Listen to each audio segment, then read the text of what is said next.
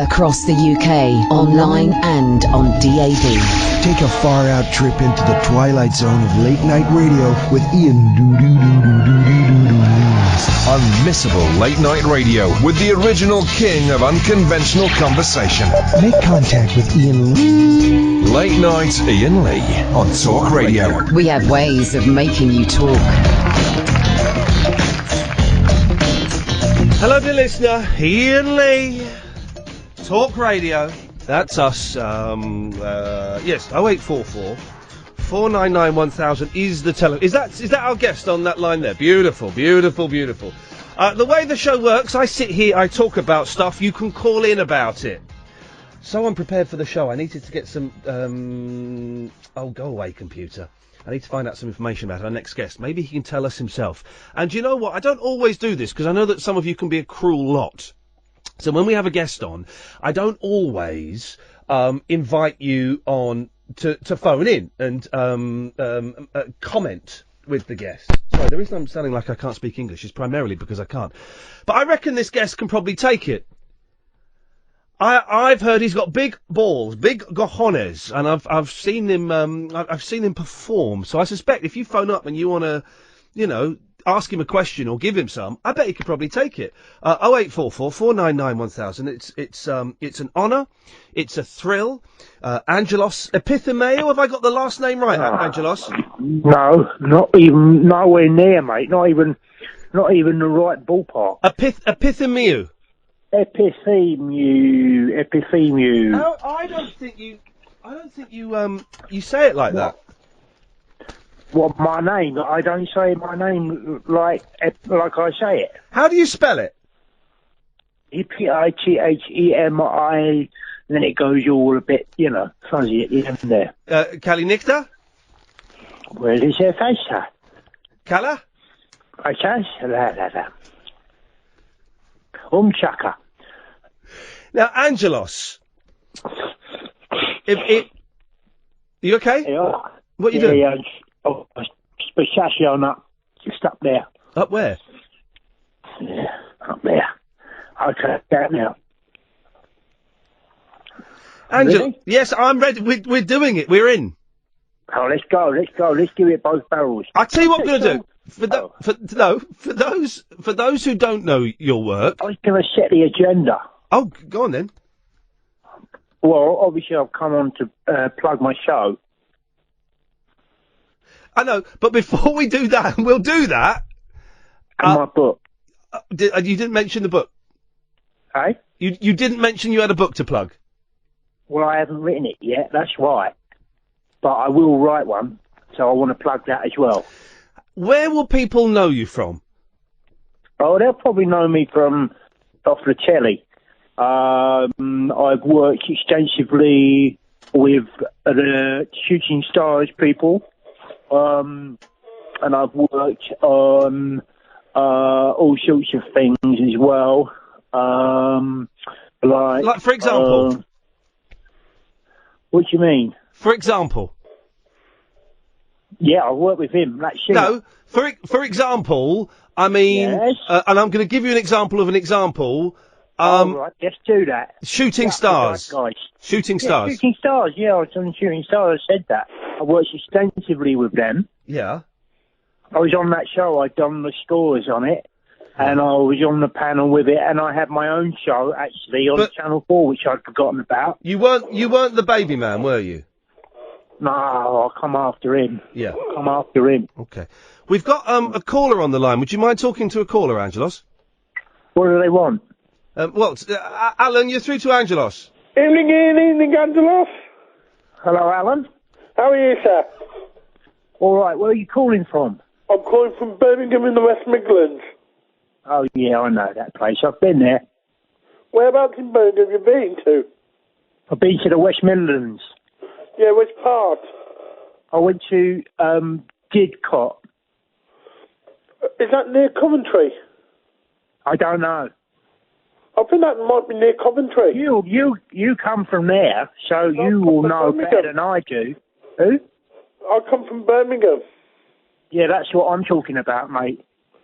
Yeah, but I thought Didcot was near Coventry. Right. Yeah, I know. Don't. Okay, this is getting off to a really uncomfortable start. Alan. And by the way, Angelos, Alan is real. Alan, have you got a question for Angelos? Yeah, I was going to say, what would you like working with Davina McCall on Big Brother's Big Mouth? What was it like working with her? Yeah. He's really good. Because she is an idol of mine. Oh, right, okay. What do you like about her? No, she's very fun to be with. She's good-natured, and she puts you at ease. Have you been with her, Alan, and did she put you at ease when you were with her? I've actually met her once when she was doing one of her other shows called Love on a Saturday Night. Oh, right, yeah. You was on that, was you, Alan? No, my shoes was. Huh? Your what was? My shoes. Your shoes were? Yeah. Your shoes were on Love on a Saturday Night? Yeah, for their Meet Me on a Sunday feature. Literally no idea what you're talking about. It was one of the worst shows that ITV ever did. Okay. Alan, have you finished your questions for Angelos? Yes, thank you. Okay, mate. Yeah, ta-ra. Nice guy. Any more? No, not at the moment. The phones have not exactly lit up. Oh, well, just give it a matter of time. I will, I'll just sort of plug some stuff. Well, can you plug stuff, and I don't want to get, can you plug stuff that you've done, or that you're going to be doing, but not stuff that is just like a thought you've had? Yeah, I can, yeah, okay. What, now? Well, yeah.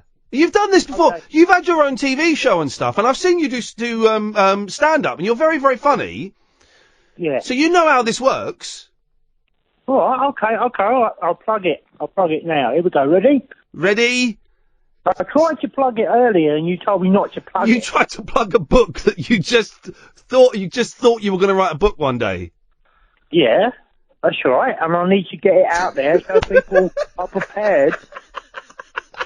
That's not how it works. For the idea, you know, so let that sink in, let it seep into the zeitgeist. Right. Okay, so people want the book. People will want the book. Oh, have you heard Angelos is writing a book? Whoa, brilliant. Yeah, exactly. And then they'll start saying what it's about on Twitters. Yeah. And then I'll have a look at that. I'll go, right, that's what they want, and I'll write what it is what they've been asking for on Twitters. And then I'll have beaten the system. How do you get on with Twitter? Because I've unfollowed everyone on Twitter at the moment because I'm annoyed with it. How are you getting on with Twitter? Oh, I love Twitters. You know. I can watch all the programs and just sit there and make really funny comments about it, you know, and people like what I say and they like what I do. Give us an example. Give us so imagine you're watching Casualty. What would give us some of the tweets that you'd send about Casualty?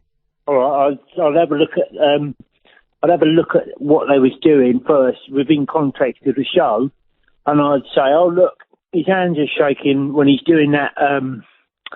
When he's doing that operation there on that bloke's heart, I reckon he's probably like, you know, drunk. And then people will, you know, laugh at that, and they'll like it and they'll retweet it. We've got a caller. We've got Barry from Watford. Barry, good evening. Hello, everyone. Hello, Barry. You all right, mate? All right, mate. How's it going? All right. Yeah, mate. Yeah, absolutely. Chip top. He knows what he's doing, this Ian, doesn't he? And he's ever good, isn't he? I mean, for someone who's been kicked out of so many stations, he can still do it. Yeah, he still knows how to press them buttons, doesn't he? I'll say. Yeah. Have you got a question, Barry, for Angelos? Hello, Angelos. You've done that bit. Question. We've done the hellos. Okay. Just trying to drive this on a little bit. Yeah. Because we don't normally have a guest at the start of the show, and I remember why. Here we go. Okay. Ready? Yes. Hello? Here we go. Hello. Go. Hello. Speaking. Hello. We're all speaking now. Stop. Go. Hello, Angelos. Here's my question for you. Have you plugged our show yet, or...? I've just going to plug it now, Barry, but he keeps stopping me from plugging it. I don't stop. Getting other people on the phone. Speak to it. Tell him what it's all about. Right. I'm trying to tell him, Barry. I'm trying to tell him, but he's trying to hamstring me. Yes, he is. I'm not doing a Paxman on you or anything. I've got you on, so we'll have a little chat. We'll find out a little bit about you. So you can't just come on and go, I've got a podcast and I'm doing a live tour and stuff, because people might not know who you are. Yeah, well, I'm trying to tell them who I am. Well, yeah. But I'm trying to help you tell them who you are, because if anything, Angelos, and I say this with love, you're muddying the waters ever so slightly. All right, mate. Well, look, all they've got to do is just go online. Yes. Right? Yes. All they've got to do is go online and type in, all right, Angelos Epithemiou, and then they'll see who I am. And you can't expect people to go and Wikipedia my guests. It's the Adderbelly on the 13th of May. It. Thank you, Barry. On the 13th of May, and we're doing a show, me and Angelos.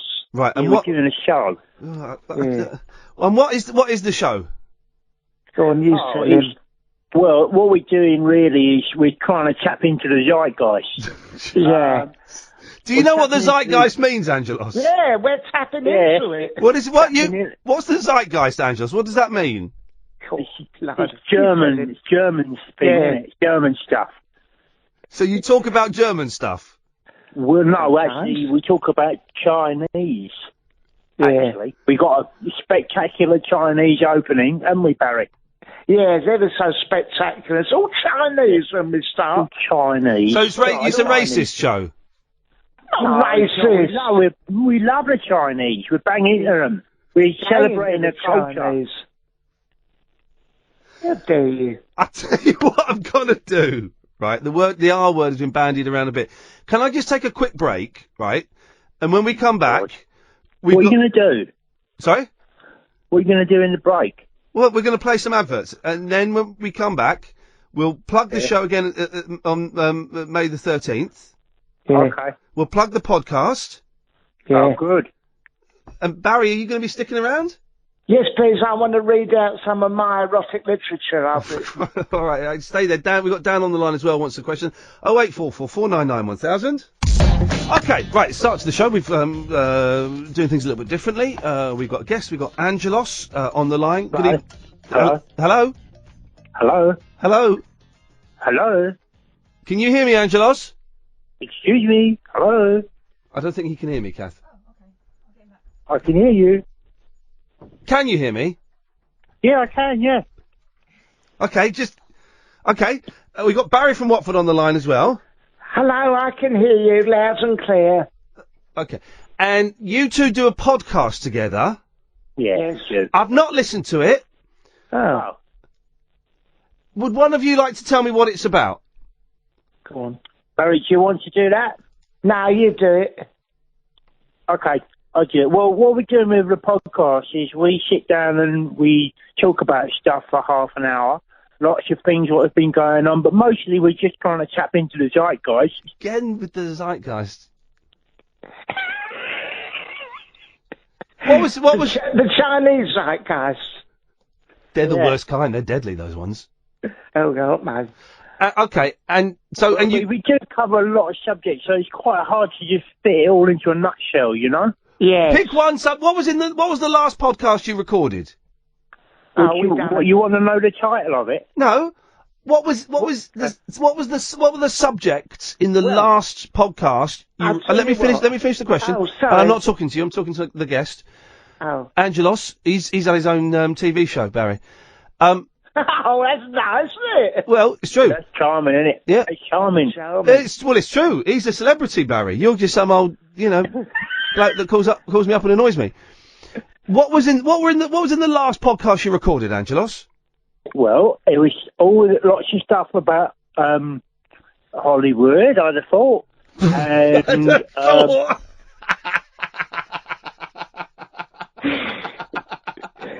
and there would have been stuff. Shakespeare. There was quite a lot of Shakespeare in it. So it's a bit, yeah. And what else was in it, Barry? Oh, we've done a thing about manners.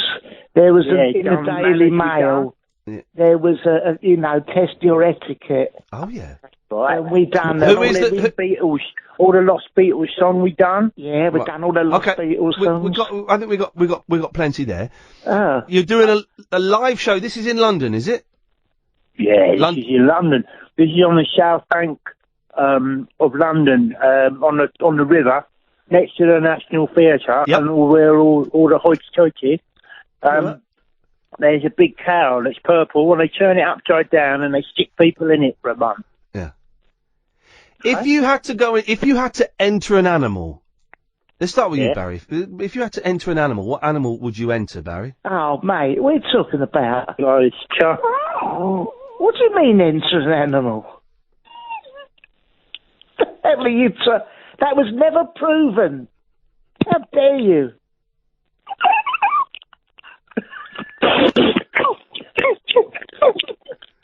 It's a charming question, isn't it, that? I don't mind. I mean, they invite you on these things, and then they ask you that. Jesus. Angelos.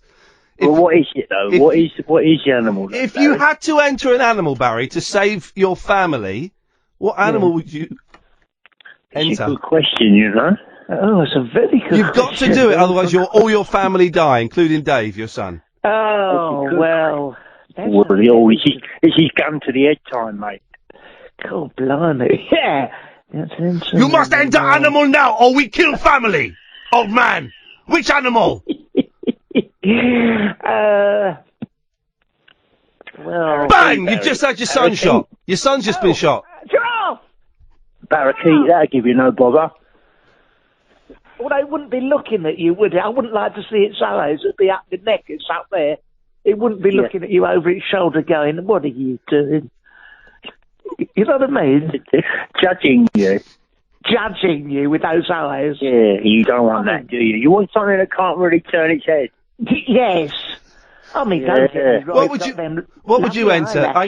What would you enter, Angelos, if you had to protect your family? Competition. I meant an animal. It was the same question. I just abbreviated it for time. Probably a zebra. Yeah. I mean, they're not easy to lay your hands on one of them. No. So you'd have to live either near. Oh, hang on a minute. Yeah. Oh, hang on. I've lost him. Hang on a second. Yeah, go on. Sorry, we lost you, Angelos. Okay. They're not easy to lay your hands on one of them. So you'd have to live either near a zoo or in a zoo or in Africa. Dan's on the line. Dan, you've got a question. Is it for Angelos? It's for Angelos, but I suppose also for Barry. Okay, Dan, away you go, mate. Well, Barry's quite an old man, so he's obviously worldly wise.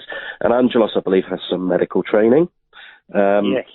Now I've had what medical training have you got, Angelos? Yeah, never mind. Carry on, Dan. Thank you. It's horrible. This surgery is interrupting, isn't it? I had a cold and now I have an ear infection. I'm in incredible pain, Angelos, and I really don't know what to do with myself. All right. Can you help me? Or do I have to phone Anna Rayburn? No, it'll be something to do with your bum, I'd have thought. Right. Stick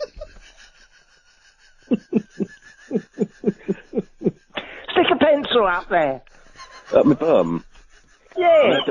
I do suffer from IBS. Do you think it's connected?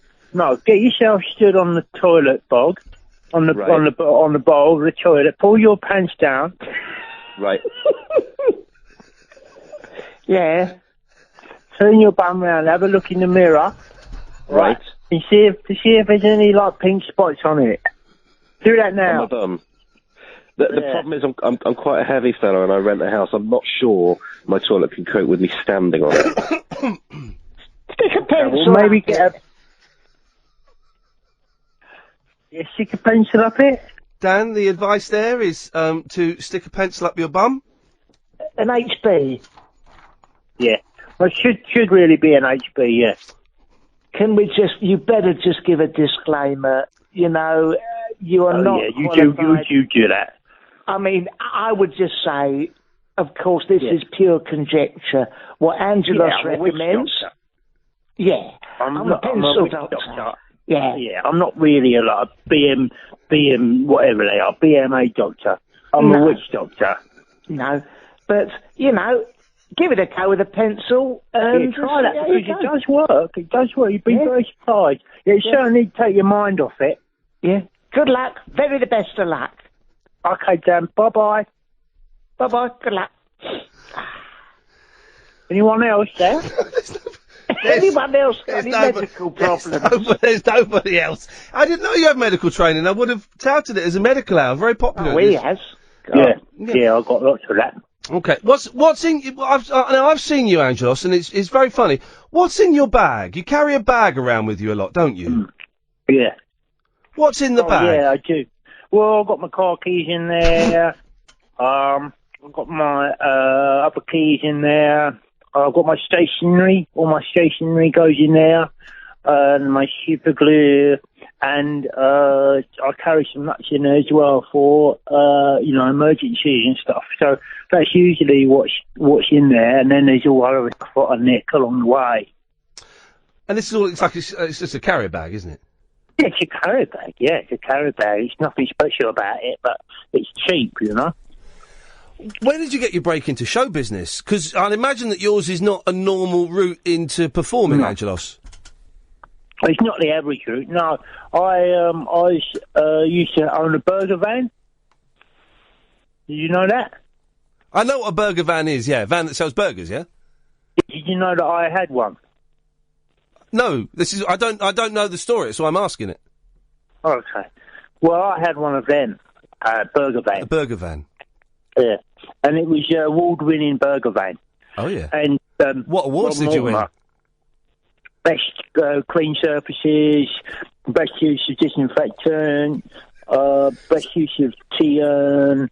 So for the cleanliness, not for the food. Okay, yeah. Most level van. I won that one as well. Anyway. Yes. Bob Mortimer come and have a burger up there, and he got chatting to me, and then he says, "Do you want to come on my show?" And I said, "Okay, I will. Yeah, I'll come on his show." And I went on Shooting Stars, and then I was on there for ages. Okay. And then it all just went mental for me. Okay. And Barry, how did you meet Angelos? Well, we done a show for an internet radio station for a bit. So that's how you met. But how did you meet him to do the show? Oh well, I used to do my in the bog at the 100 Club in London. I was doing my popular bingo show. Yep. Yeah. And he'd done a bit of a turn. Oh dear. Yeah. And I had a bit of a turn. He had a bit of a turn. And then we done a show and they ended up owing us $3,000, so we started doing our own podcast. Yeah, they did owe us $3,000, by the way. Yeah. They did. No. I don't know why they refused to pay us. I thought it was a very good show. It was a very good show. Okay, listen, I think we've got time for one more call. We're gonna try. Okay. I can see that Russ is. Well, what else are you doing? Who? Me? Yeah. What? I'm doing this. Well, what do you mean you think you've got time for one more call? What else would you be doing? I mean, there's nothing else to talk about, is there? No. We're gonna have another call for you, and then I'm gonna let you go in about 3 or 4 minutes. Oh, okay. It's only for the first half hour. Sorry if I didn't make that clear. Okay. You sound disappointed. No, do what you like, mate. Do what you like. Okay. I'm just a puppet. Well, no, don't get a cob on about it. It's you're whatever. Just put the caller on, will you? We're trying to contact him. His phone's. Oh, he's gone, is he? Yeah, it looks like it. Probably because there's a bit of an attitude coming from the guest. Yeah. Oh, you know. Yeah. Hang on a minute. If I press this. How long is the show of yours then? Well, it's 3 What is the station? It's talk radio. Yeah. It's 3 hours long. And Russ, you can say hello to Russ now, Angelos. Who's Russ? Hello, Russ. Hey up, Angelos. How are you, mate? How you doing, man? You're a legend, man. Legend. How are you? Yeah, legend. Okay, I'm okay, I think, Russ. I'm okay, mate. How are you? Not bad, mate. Not bad. I say it's cracking interview. I'm enjoying this tonight. You and Iain and is it Barry? Great. Thank you. Where are you from? I'm from Staffordshire, mate. Staffordshire, Lichfield. Oh, yeah, all that, yeah, brilliant. Have you been there, Angelos? No. Well, what do you want? What do you want to ask? Well, I was, you see, I've noticed in the past Angelos is a bit of a lover of the old carrier bag, and he's a man after my own heart. You see, I've got rather a vast collection of carrier bags. Oh, right. I wondered if you might be interested in some swaps. Oh. Yeah, definitely. What carrier bags have you got then? What have you got? Any specialist stuff? Oh, mate, telling you, I've got your quick save jobs, your safe bags. Yeah. You know, these are all obsolete, mate. Budgeons? Got any budgeons? I'm interested in some budgeons. Well, something I'm after myself. I've been trying to get a budgeons for a while. Guys, this is not really going in the direction I wanted it to. So I'm going to say good radio though. No, this is good stuff. It's not. So I'm going to. It's not, Russ. Thank you. We may speak later on. Oh, you're spoiling my fun, Ian. No, I'm not spoiling. Russ, give me a call privately, mate. We'll pick this up another time. No, that's it, mate. Nice one. Cheers, Angelos. Don't worry about them. Yes, sod you, Ian. Okay. I think Angelos should take over this show. Okay, thanks, Russ. That's Russ gone. We got rid of Russ. Right. So the podcast, people can get it. Where can they get it? On iTunes, I suppose, and Podbean and places like that. Yes, they can get it on iTunes and they can get it on SoundCloud, and it's called the Angelos and Barry Show. Okay. So that's easy to remember. If people are into zeitgeisty Chinesey stuff, they will enjoy it. Yes, they will. They'll be right. It'll be right up their street if they're into that stuff. You sound like you've just got you got very tired all of a sudden, Angelos. No, mate. I am full of energy. I've just had a big line of drugs. And you're doing a live, which of course we don't condone. No, we don't condone it, but it does help. We're doing a live show on Friday the 13th of May. Oh, unlucky for some. Yes. Unlucky for your audience. At the Adderbelly. Well, you never know. Bank. The Adderbelly. South Bank, yes. Unlucky for your audience. And where do you get tickets from, Barry? Adderbelly.co.uk. Unlucky for your audience. Oh, I don't know. I don't know about that. I don't think so. I don't think that applies to us. No. And then you're also doing a tour as well. Would you like to talk about that or not bothered? Yeah, no, we talk about that. Yeah, we're talking about that. It's in the autumn, all around the country. All right, well, probably, all over the place. Probably best not to mention it now then, because people will forget. They've got very short memories in show business. Well, yeah, but we can come back on this show every week keep talking about it. I don't think so. Barry, it's been nice talking to you. Bye-bye, old chum. Who is that to? Both of you. Thank and the you. man with the pencil up his bottom. Okay, thank you. Angelos, it's certainly been 30 minutes, and I appreciate your time. All right, mate. Well, I've enjoyed myself, actually. Well, don't say it so defiantly. I'm glad you have. Yeah, no, I have done. Yes, on balance, it's been very good. Yeah. Well, best of luck with the shows. Thanks, mate. And then we say goodbye now. Okay. All right. Well, look, have a good time, and that's it. Yeah, that's it. Okay. Thank you. All right, mate. Lovely. Okay. Bye-bye now. Bye-bye, Angelos. Thank you. Bye-bye, mate. Cheers, mate. Bye-bye. Thank you. Bye-bye. Good night. Bye-bye. Bye-bye. Ta-ta. Bye-bye. Thank you, Angelos. Yes. All right. Good night, Angelos. Hello? No. Hello? No. Night, everybody. Night. Good night, Angelos. Hello? No, can you put the phone down now, please, mate? Because we've got to clear the line for the show. Okay, all right. Bye-bye. Ta-ta. Bye-bye now. Okay. Bye. That was Angelos Epithemiou. Yes. No. Put the phone down.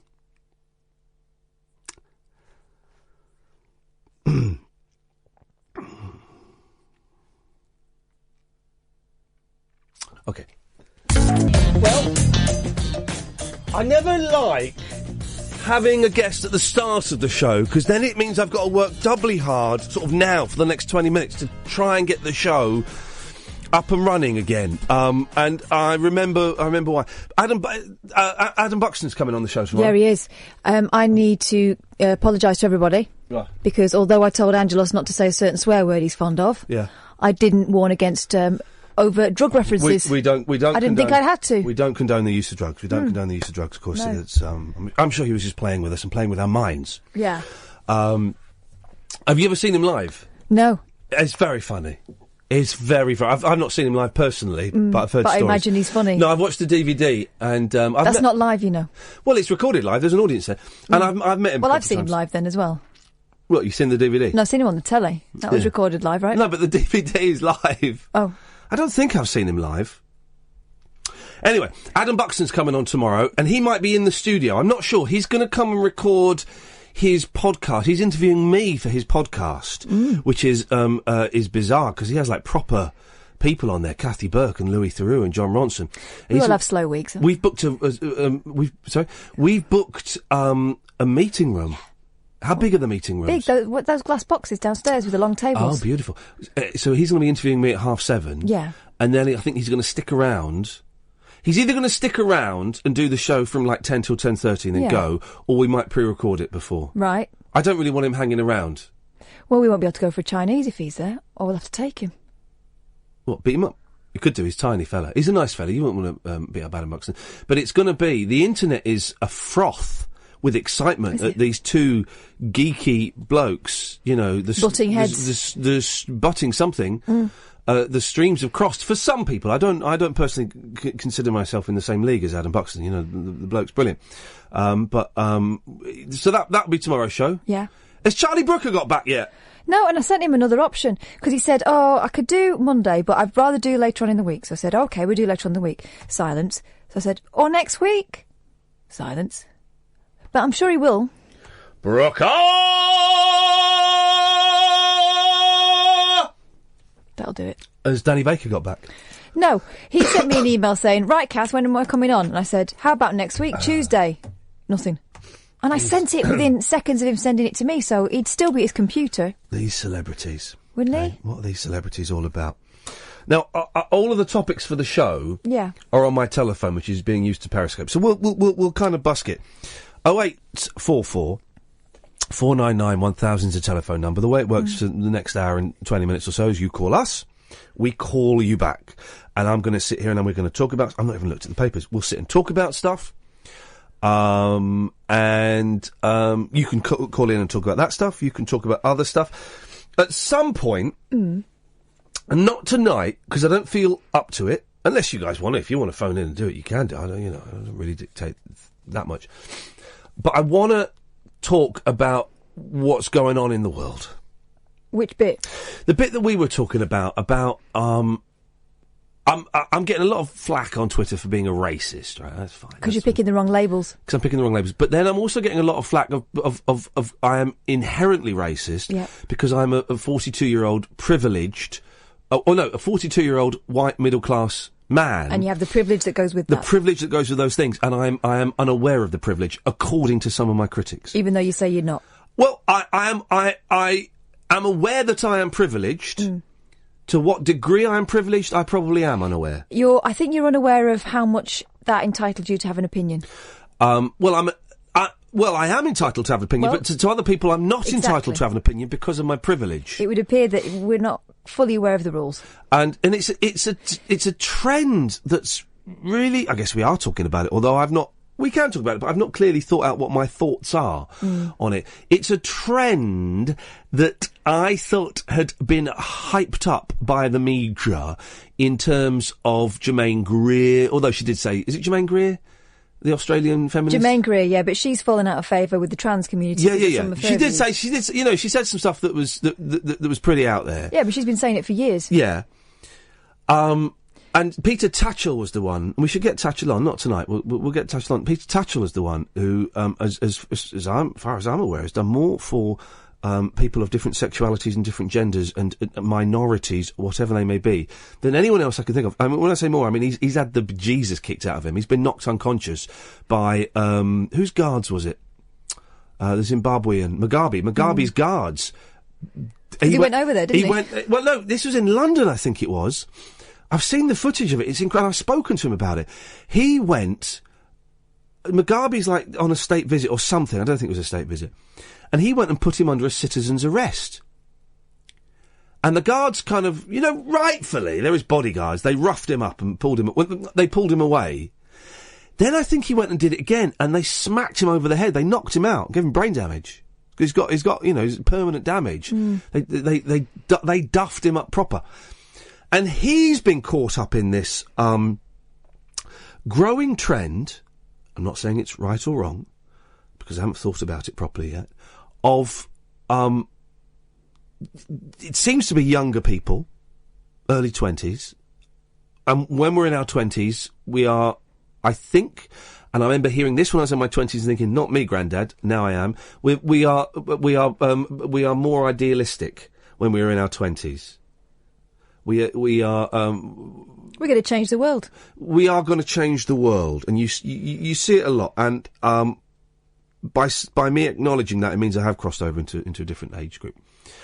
And he's been challenged, and I can't remember what his challenge was, but it was from someone in the NUS, I think, who said he was a racist, I think. Oh, I can't remember. I think she said he was a racist. He wasn't no platformed. And he got in touch with her privately, he told me. He sent her several emails saying, I'd love to discuss this with you, and she wouldn't reply. And that again seems to be the thing. The Hannah Flint, the journalist in the Metro that called me a racist, I asked her to discuss this on here, it's a public forum, and she blocked me on Twitter. So that seems to be the thing now. It seems to be a thing now. Meanwhile, you've got people like... Let me just clarify this. I just want to clarify, sorry. It seems to be a thing now that you can... that we can accuse people of being ist in some way, but we don't have to back that up with evidence, and we don't have to engage in a conversation. In fact, we can blank them completely. And I think that these things are getting bandied around way too much. Well, the thing is, that also gives power to the likes of Katie Hopkins, who just steamroller through it and say, I don't give a damn, I'm going to say it anyway. And she doesn't necessarily want to engage in a conversation. She's not thinking out loud and trying to better herself, is she? She's telling you what she's thought and what she's probably going to think in 10 years' time. I refuse to have her on the show, as you know. We made that decision. But she's making a living out of it. Yeah, we had her on a couple of times. I had her on at WM. And, of course, off-air, she's delightful. It's an act. Of course it is. But it's a really stinky act, and it's an act that I don't wish to provide any publicity for, because it is an obnoxious act. At least it was a racist act, and I'm going to hold off using that word for the moment. But it's certainly a very obnoxious and I think a very dangerous act in that it promotes hatred. And some people don't know the game, do they? No. Of course, a lot of people take it on face value. She's a pantomime baddie, right? But not one that I want to particularly encourage. But don't you think that the first trend that you're talking about feeds that? Yeah, I do. There is a real sense of speaking to what was that gentleman yesterday, Thomas, and some of the people that I've now blocked. I've unblocked a couple of them on Twitter. There's a real there appears to be. I'm really choosing my language carefully because I don't want to accuse anyone of anything, because it's quite nasty actually when you get accused of something that you're not. There appears to be a real sense of self-righteousness that feels to me to be misplaced and aimed at the wrong people. We shouldn't be attacking Peter Tatchell. We should be questioning what Greer said. I mean, I don't necessarily agree with what she said, but I don't think... It appears that by saying something, the dismissive thing she said, that's undone a lifetime of good work, of really good work for women, for the world, but primarily for women, and a lot of the attacks seem to be coming from women. What about Matt Haig? Right, Matt Haig was talking about it. It was just an idea. Matt Haig's a writer, and he's written a brilliant book, Reasons to Stay Alive, about depression, and he's also written some other brilliant books. But he's also come under fire for that, because it's not the same story for everybody, and he's not said that it's the same story for everybody, but of course there'll be people who want to top trump him on, their knowledge of what is right and wrong advice to give. But the book he was mooting was a book about how... You can on this, I'm just going to set this up so people at home can watch on the Periscope. This perceived manliness gets in the way of men's health, of men's mental health. Yeah. And he was given a lecture from several quarters on how he had no right to have an opinion about it because he's a white male with the privilege inherent in that. And that's just crazy. And the fact that a lot of people say, well, you can't be depressed because you're a white male. What have you got to be depressed about? Well, that's like saying to someone, you can't have cancer because you're a white male. What have you got to have cancer He's also been told that he can't possibly sympathise with feminists because he's not a woman. Now, I don't think that's what feminism's about. No, it's. But I'll probably get some. Well, I know, and this is partly why. I know we've got Brad. Why we're not allowed to have an opinion? Yeah. And maybe someone disagrees with it. Why have they got to lecture you about it? Why don't they have a conversation with you about it? Because they are right and we are wrong. They are right and we are wrong, and they believe that very strongly. And this is partly why I've taken a step back from Twitter. I'm not tweeting at the moment. I've retweeted a couple of things there because I want to plug the show. A lot of people say nice things about Angelos and Barry. And we'll go to a break in a second. But this is why last night I just was getting attacked from people, and there's a real sense of obnoxiousness. I blocked one woman who was being very obnoxious and rude. I thought Thomas last night on the phone, I thought he was very, very rude. And I engaged in that. I indulged him, but I thought he was very rude. And there's a real sense of we're young and we are right, and so we can be rude about it. And you couldn't possibly understand. I couldn't possibly understand because I don't have the same education that Thomas had. He doesn't know what education I've got, and it's more than just going to college. And this is why I've disengaged from Twitter for a bit. I've unfollowed everyone. I wasn't following many people anyway, and there is silence. Silence. I've unfollowed everybody. And I kept checking Twitter today going, there's nothing happening because I've unfollowed everybody. We have to do a break. Then we'll come back. 0844 499 1000. 0844 499 1000. We've got some calls. Let's go to Simon. Yes, Simon? Hello, Ian. How you doing? I'm all right, Simon. What you got for us, boss? I wanted to talk about monkeys at safari parks. Yes. I went to the safari park today with the kids. Yeah. And went through the monkeys. Obviously, you can avoid it. Yeah. But the children wanted to see the monkeys and get them all climbing over the car. Yeah. I came out of the monkeys without any parking sensors and no back wiper. Right. I've got some knowledge of this because I used to work in a safari park. I think they are building a car to escape. Yeah. They worked out how to pick out your black rubber bits, that's for sure. Because I used to often see people walking back in with bits of their car in their hands. The problem I have is that the keepers were laughing. Oh. Well, it does say, yeah, because we've done the monkey run, and it's everyone likes the monkey run, but my car's a load of rubbish. Don't care what they take. It does say drivers enter the monkeys at their own risk. It does, but is there not someone that should be taking responsibility from the zoo? What, shooting them with a tranquilizer dart or something, and then getting your parking sensors? Maybe chasing them with a broom. Chasing them with a broom. I think the thing with safari parks is they try to keep it as natural as possible. So but broom with cars chasers, going through it. yeah, but apart from that, but broom chasers would disrupt the natural habitat sensation that they're trying to foster so much. The thing is, you took the risk, Simon. Let's be honest, right? Let's be honest. You took the risk. You went in there, you were hoping that you get to have a good laugh at the car in front having its rubber rim taken off and the aerial ripped off, didn't you? And you, unfortunately, you were the car in front that was being done to. The problem is, though, it's not just a rubber rim, it's parking sensors, that's going to be like £500 worth of damage. Oh, dear. And the bigger problem is I've got to go into work because it's a company car. Mate. Well, if it's a company car, it's covered then, isn't it? Not for monkeys. Oh. What excuse can I give them? I can't go in and say the monkeys did it. All right. You say it was robbed. You say someone robbed it. I do work in Liverpool. Oh, stereotype! It's Kelvin Mackenzie. Did the kids enjoy it though? Yeah, they loved it. There is something thrilling, right? And we've had this, and we love it. There's something thrilling about driving around very slowly, knowing that you're hearing something scampering across the roof and having a monkey sat on the wing mirror. There's something very special about that, isn't there? Well, there was. Oh. There was. It's kind of left me with a hatred for monkeys now. Well. Right. I would suggest dressing your... How old are your children? 5 and 12. Right, dress them up in monkey suits and take it out on them. With a stick? Yeah, why not? Broom. They're very expensive, these safari parks. tell me about it. I mean, for the four of us to go to, is it Woburn? Yeah, that's where I used to work. That's like, what is it, 100 quid, 120 quid? It's a lot of money. And then you got, you know, if you forget, as we did, because we just went on a whim the last time, we forgot to take packed lunch, then you got to pay for the food. And it costs an absolute fortune. Yeah, I used to work in that canteen. As a student. Sandwiches are like 6 quid? Yep. Made by the likes of me.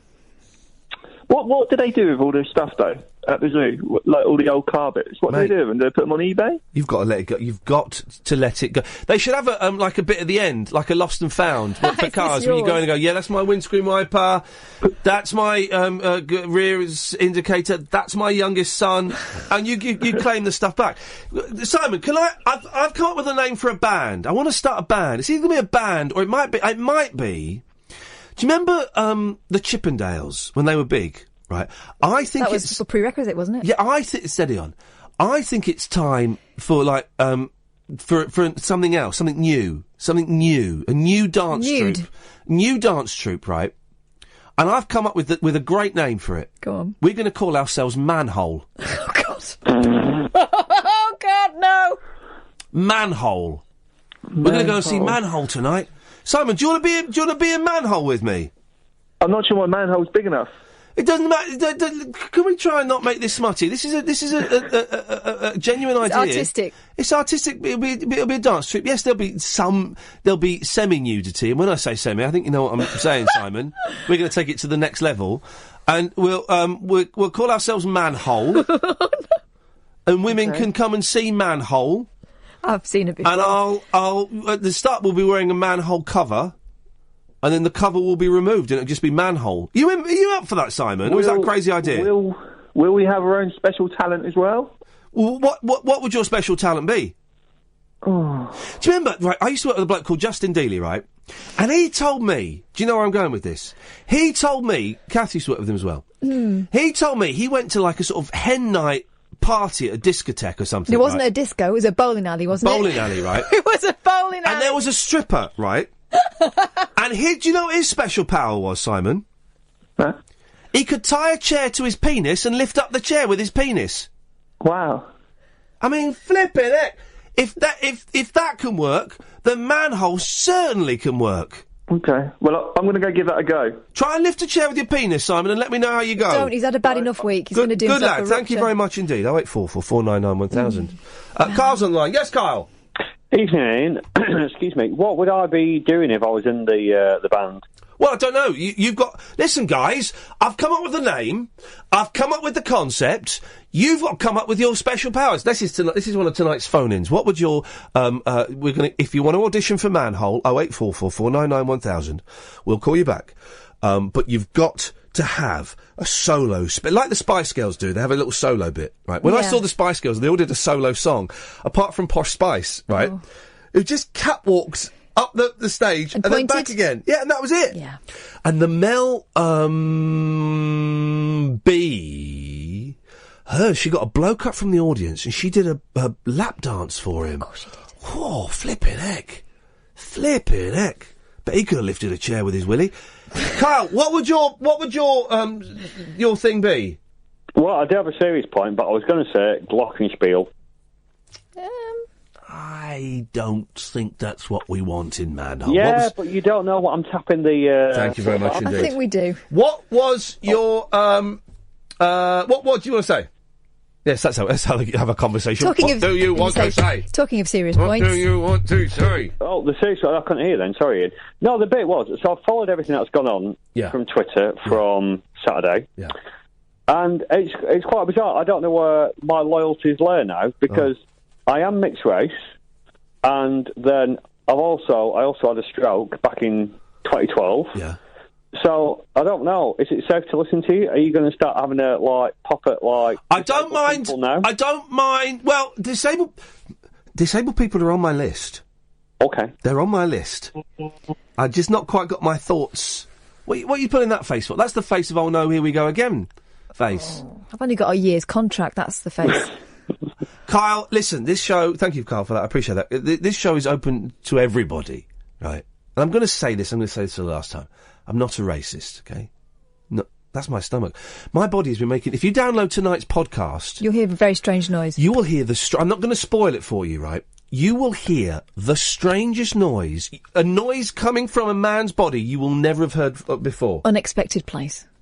For a noise. I created the noise. Yeah.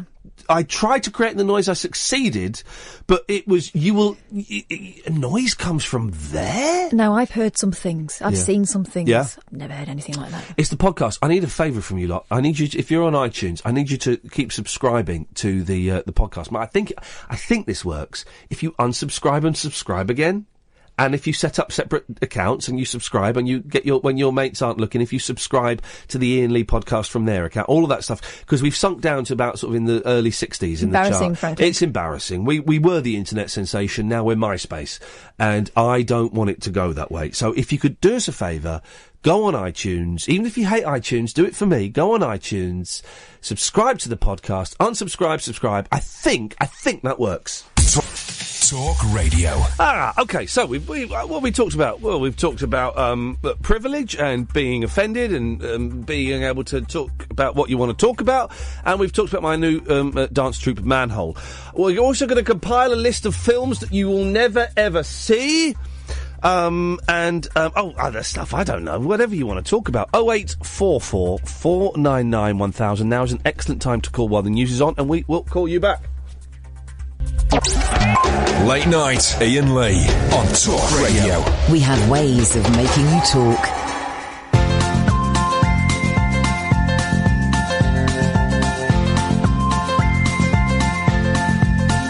There's a voice that keeps on calling me. Down the road is where I'll always be. Every stop I make a new friend. Can't stay for long, just turn around and I'm gone again. Maybe tomorrow I'll wanna settle down. Until tomorrow I'll just keep moving on.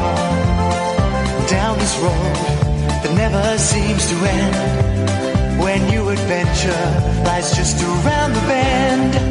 So if you wanna join me for a while, just grab your hat, come travel light, that's hobo style.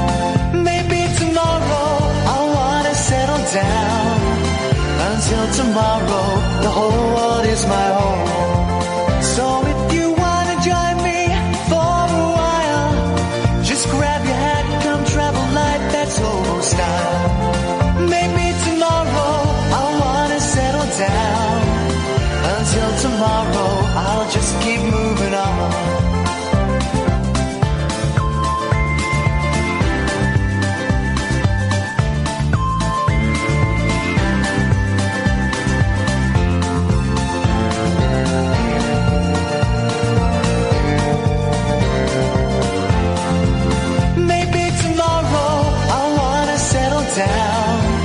Until tomorrow, I'll just keep moving on.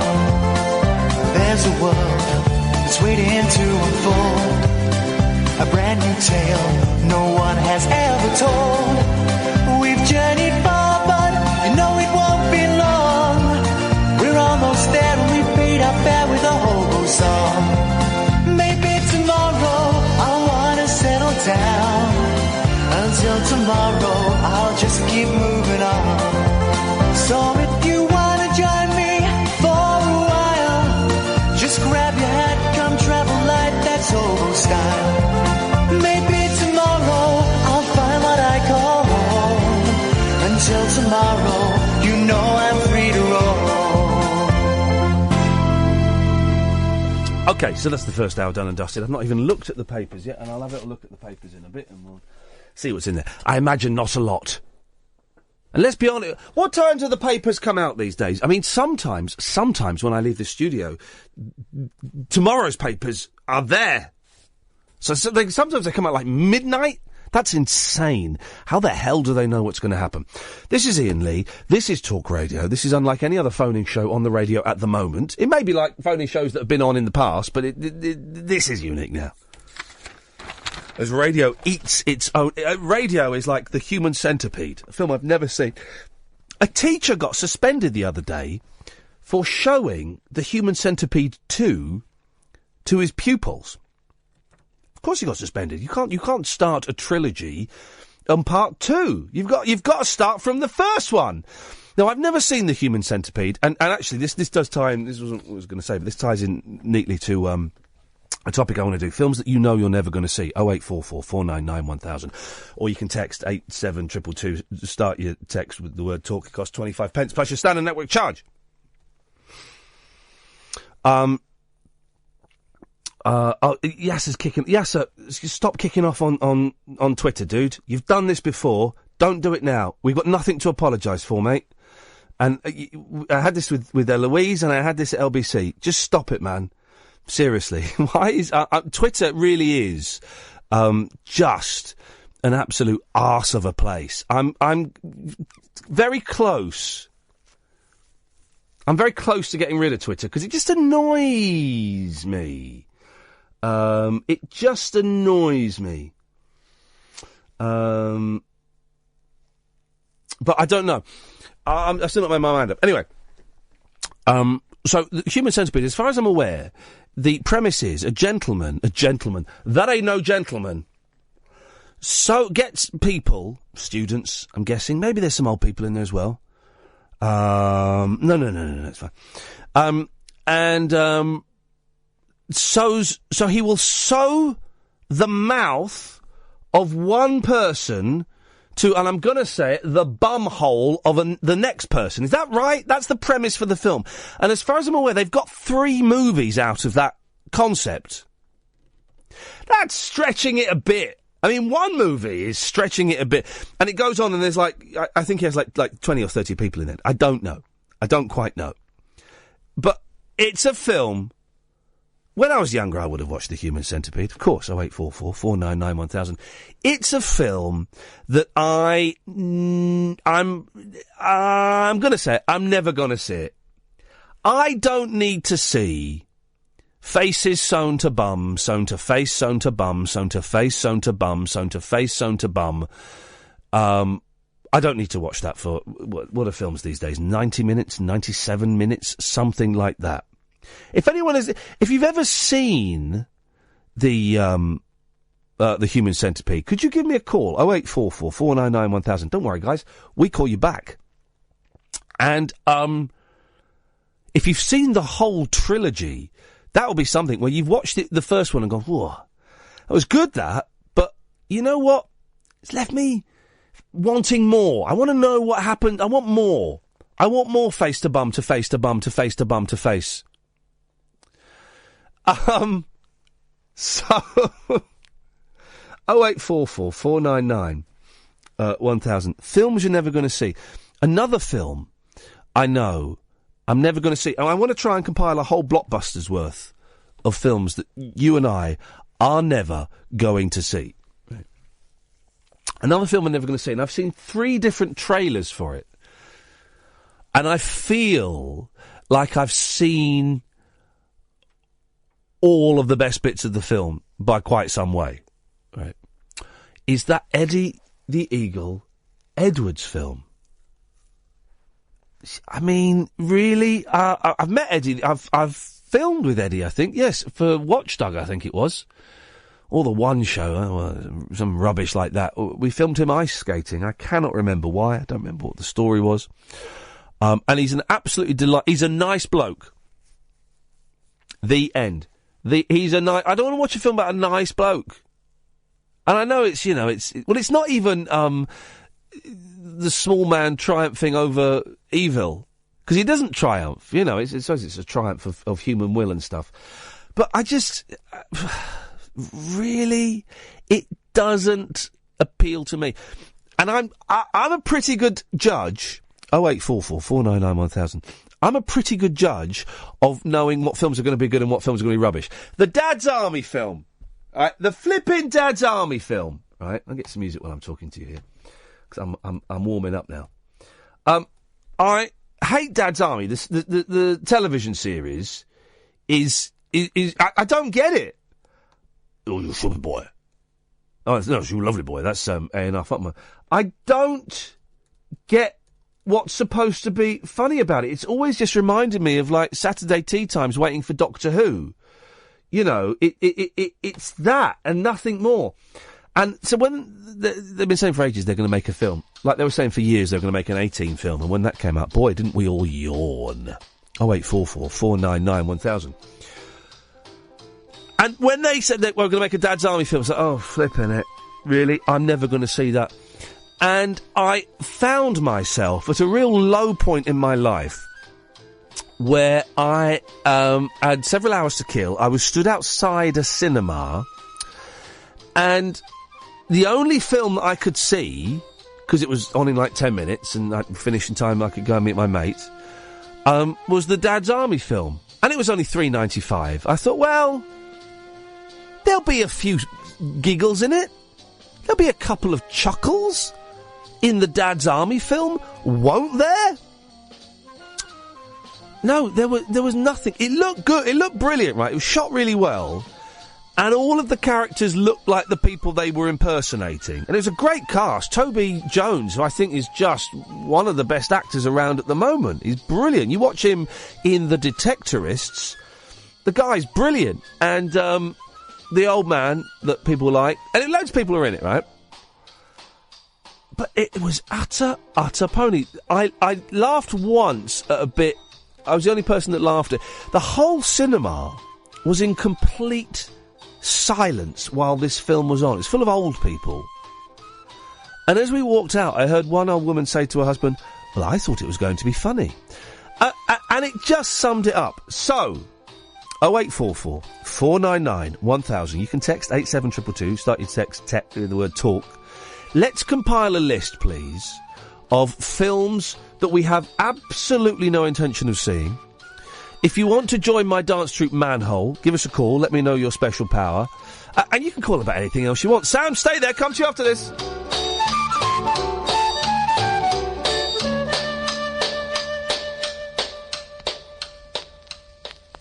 Talk 0844 499 1000 is the telephone number if you want to give us a call. Sam's called in. Yes, Sam? Hello, you okay? I'm all right. Here's the thing, right? I've had this cold, and the cold is kind of it's pretty much gone, right? But if you're watching on Periscope, I'm blowing my nose a lot. It's pretty much gone. But for the last 2 days, I have been completely deaf. Not completely. What an idiot! What a stupid thing to say. I've been really, really deaf in my right ear.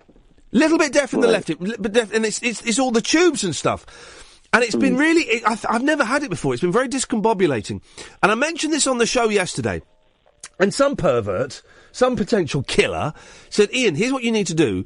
Put some Vicks on a cotton bud. Not on some cotton, a ball of cotton wool. That's the word I was looking for. And shove that in your ear. Yeah. Have you ever heard of this, Sam? Vicks in your ear? No, I don't really have ear problems anymore. Well, anyway. you will do. So I didn't have any cotton wool last night when I went home, right? Right. But I had a tissue.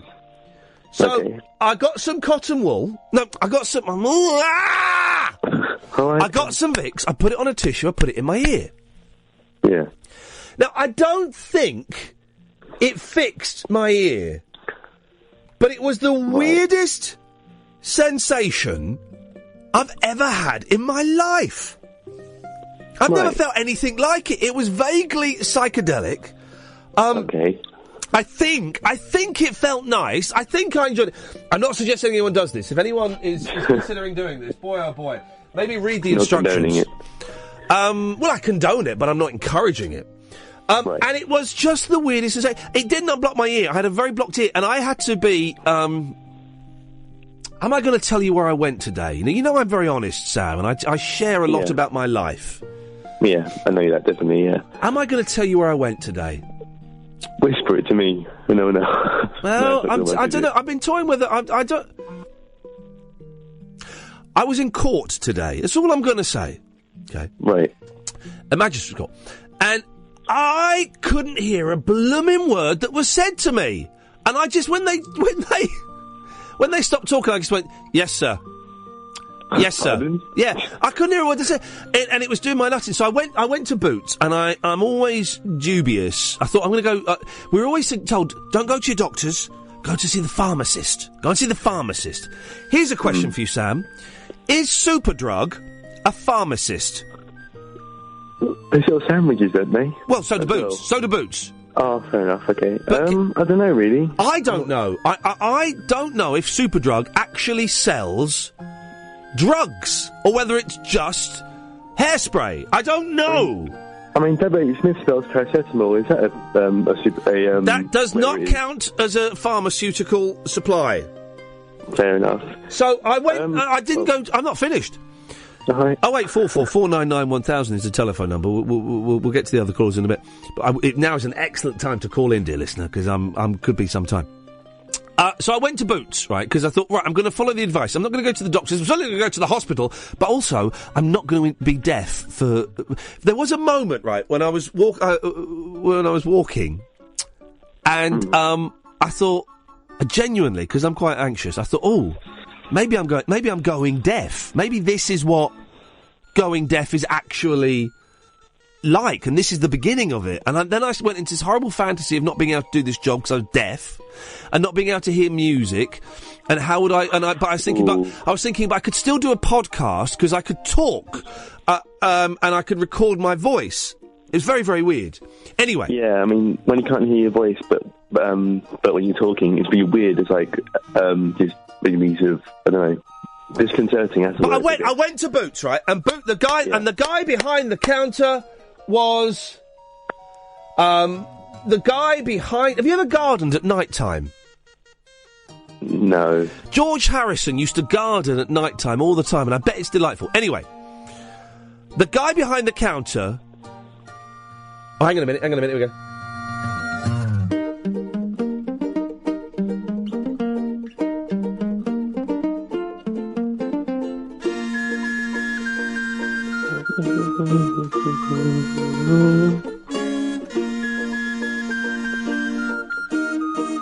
It's nice, that.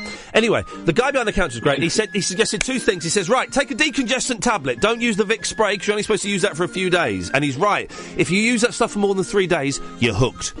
So he gave me some tablets, and he said, how would you feel about shoving a saline solution up your nose?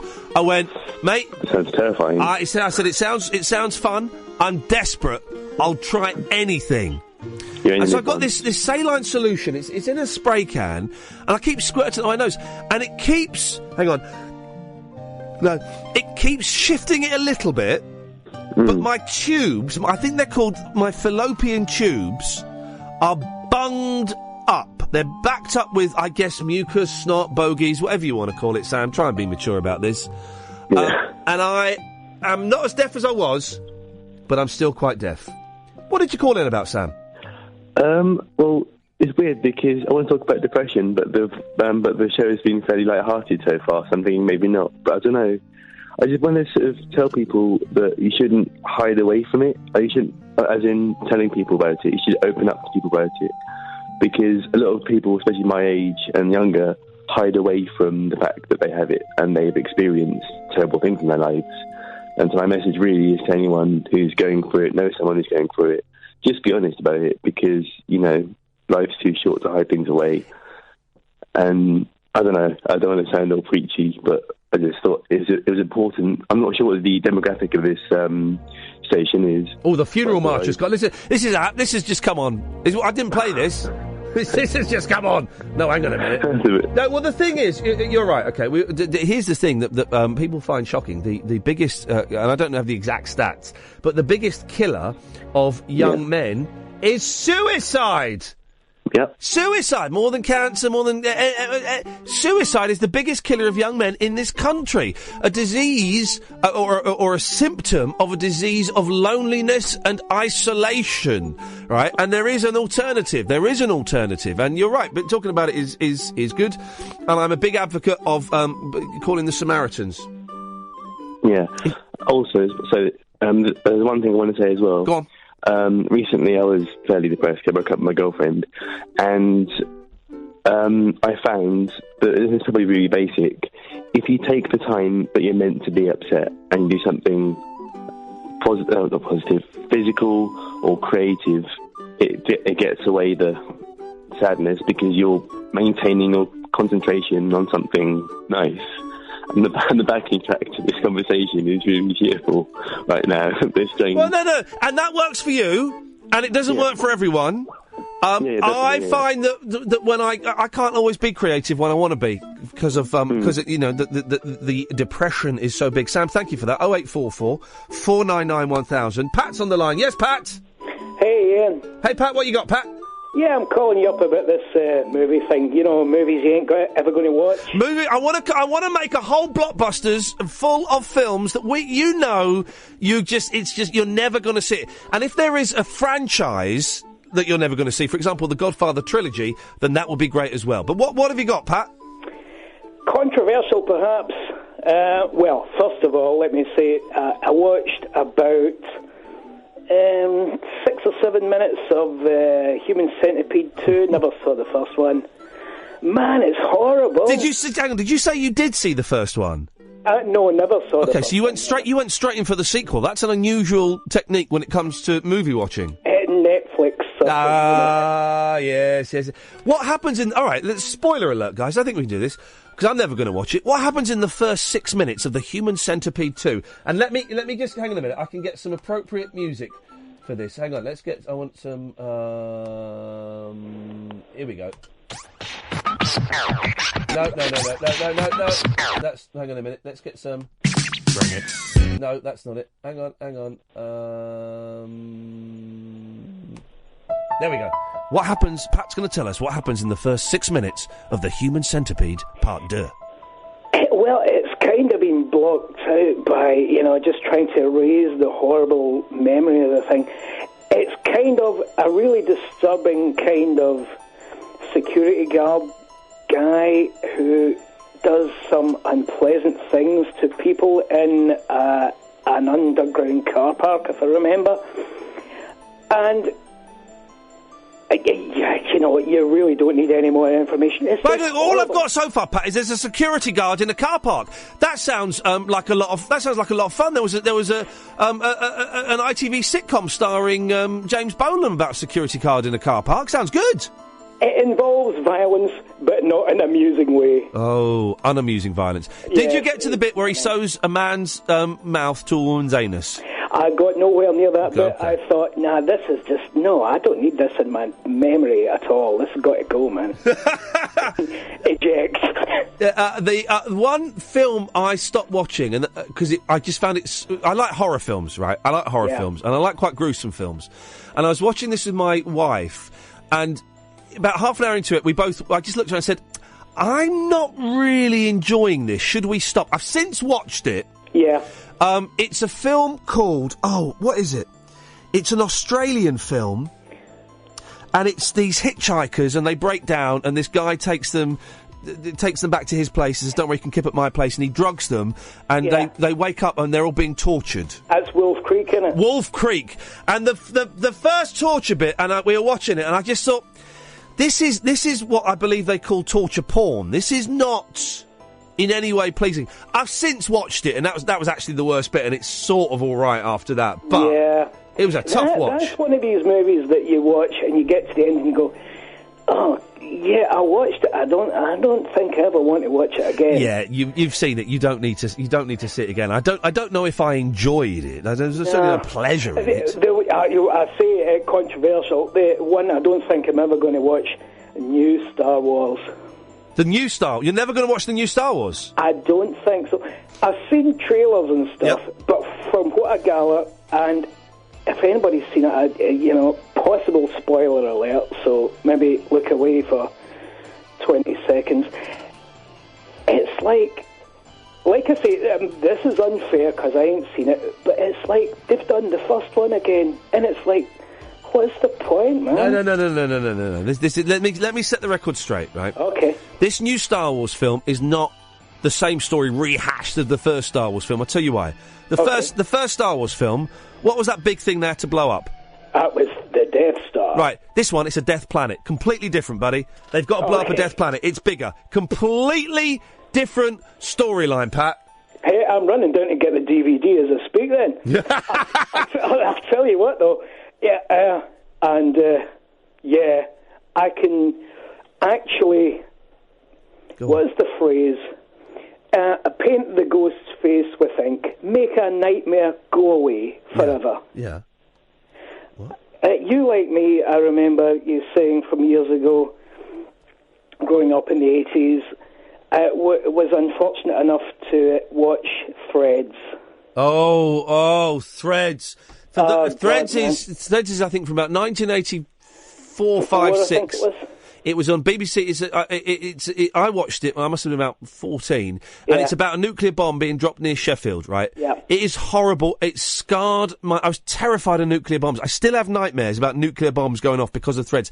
I watched it about 6-7 years ago, thinking, "Oh, this won't be as bad as I remembered it." It isn't. It's worse. Yeah. It's worse than I remember it. The bit with the traffic wardens in the gas masks and machine guns. Flipping heck! Oh, man. But I tell you, God knows how I found this, right? If anybody's never seen it, don't watch it. Don't watch Threads, guys. You don't need it in your life. There is a tiny bit when the horrific detonation happens in Sheffield. And you can imagine there's a lot of visual effects, and there's the huge bright flash and stuff. I won't describe it, but you'll know it, Ian, because you obviously saw it. There is a bit of what is apparently, oh God, how do I phrase this? A humanoid figure, like in flames. Oh yeah. Which is. Why are you bringing... Hang on a minute. You said you were going to make this better for me. You're bringing back the horrific images, Pat. Next week we talk about the woman who pees herself in the street. Sorry, but this will make it go away. Trust me on this. That figure was E.T. What do you mean it was E.T.? It was an E.T. an E.T. puppet. They burnt an E.T. puppet in Threads? Yeah. Well, no, because now I'm going to have to watch it to see if it's true, and I have to relive the whole nightmare. Pat, good evening to you, sir. Good evening to you. Excellent call, Pat. Thank you. Andrew, stay there. 0844 499 1000. Right, Andrew's on the line. Yes, Andrew. How do? Hey, Andrew, what you got for us, boss? A film I'll never want to see. Yes. Harry Potter. Tell me why. Tell me what you've never seen any of them. No. It's a whole franchise. Tell me why. I don't know. I don't know if it's child. I like kids' films. I love Disney films, childish films. Yeah. Harry Potter. It's too.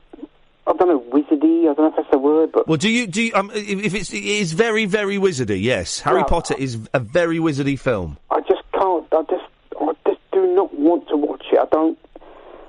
No matter what, it's like you when you say like Stairway to Heaven. You say no. Yeah. Me, Harry, people say, oh, you got to watch Harry Potter. No. Sorry. Here's the thing, Andrew. Right? Because I felt the same. I watched the first Harry Potter film years ago when it first came out on DVD. Right? I thought, I see what all the fuss is about. I thought it was rubbish, utter rubbish. Right? So I dismissed it. And I've got many a good radio hour. Well, not necessarily good, but many a radio hour out of slagging off Harry Potter and adults that like Harry Potter. Right? And so my mind was set. And then I had kids. And they're 6 and 4, and they asked about this Harry Potter. And I said, well, we got the book, and we were struggling with the book. It was a little bit too grown up. Well, it was a bit grown up for the youngest.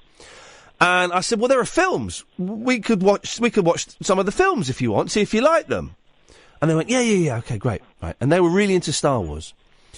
So I got the Harry Potter box set, all of the films. It was like 20 quid or something. And I watched the first one, and the boys loved it, right? And it was much better than I thought, but I still thought it was a bit rubbish. Then we watched the second one. The second one was flipping brilliant. It was properly brilliant. It was very wizardy, so if that's what you're basing your prejudice on, you won't dig it. But it was a proper kids' adventure film with jeopardy and a slightly dark, well, no, more than slightly, a very dark side to it. Yes... Rupert Grint's twin brothers are the worst actors in cinema history. How they managed to survive the entire Harry Potter franchise, I have no idea, because they are awful. I mean, absolutely awful actors. But the films themselves, Andrew, they're actually quite good, and as they go on, they get better.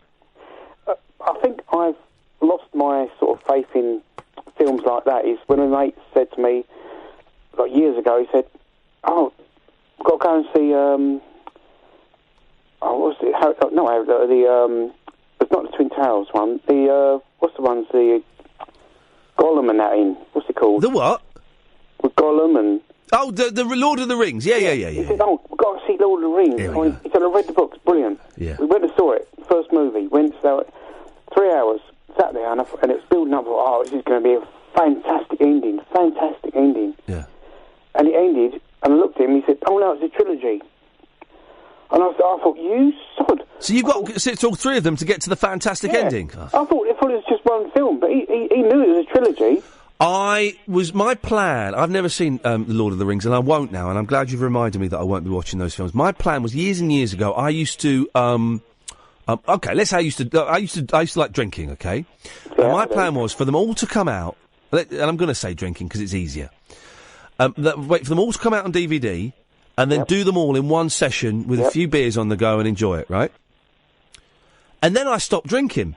And I thought, and I haven't had a drink for 12 years, and I thought, there is no way I'm going to sit through about 9 hours, because each film's about 3 hours long. I'm not going to sit through 9 hours of that rubbish, stone cold, sober and straight. I'm not having it, because it looks tedious. You did Police Academy. I did. This is fair play, well remembered. This is true.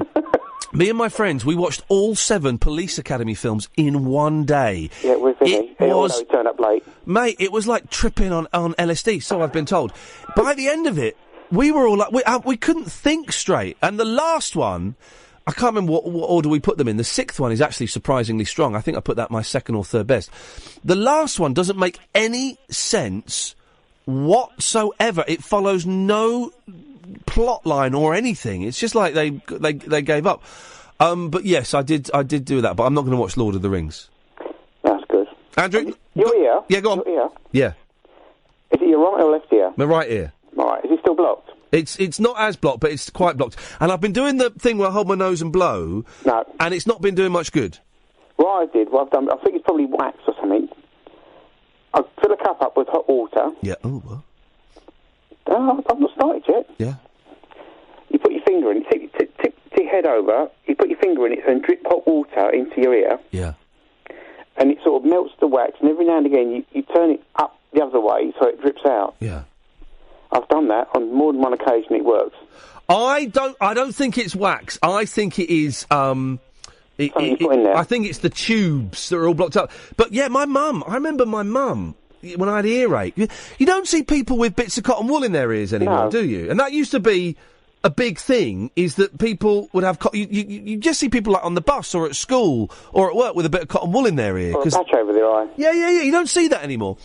And my mum, I had earache, and this old school remedy, similar to yours, and she got boiling oil. It's supposed to be like warm oil, like olive oil, but I think she used vegetable oil, right? And it's supposed to be warm. You're supposed to pour it in, put some cotton wool in, leave it for half an hour, and it loosens all the wax, and then it all kind of falls out.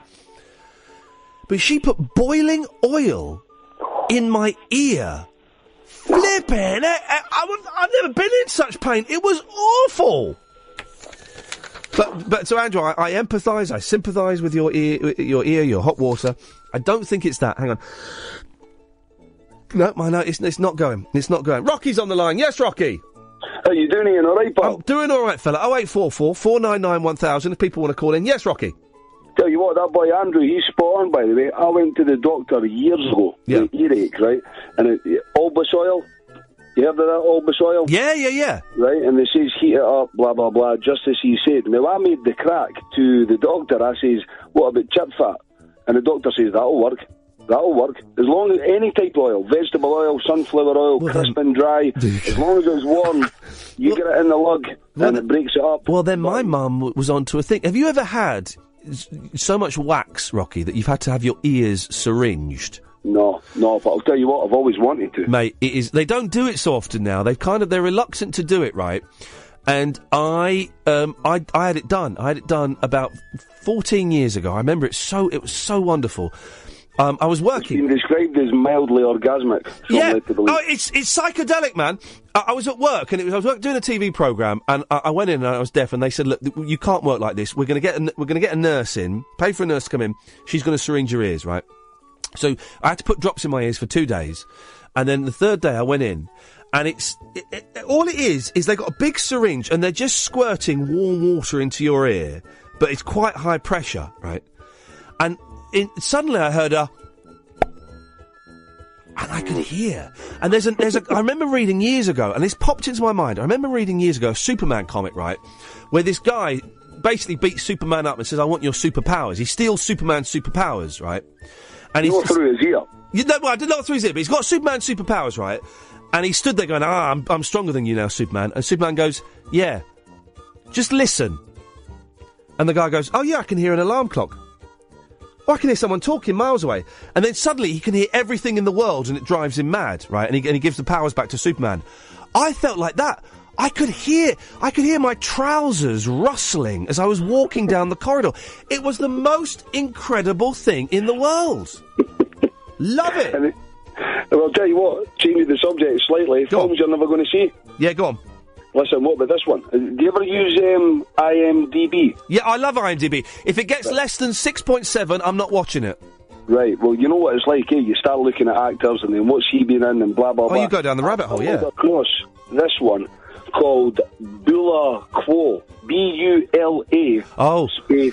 Yeah. Go on. I've not seen it, and I'm going to see this film one day. Go on, tell the ladies and gentlemen what it is. This is the full-length feature film, which was made in 2013. Yeah. Which consists of status quo. Yeah. Playing a gig in Fiji, and they stumble across a mass murder. They're the only witnesses to this mass murder.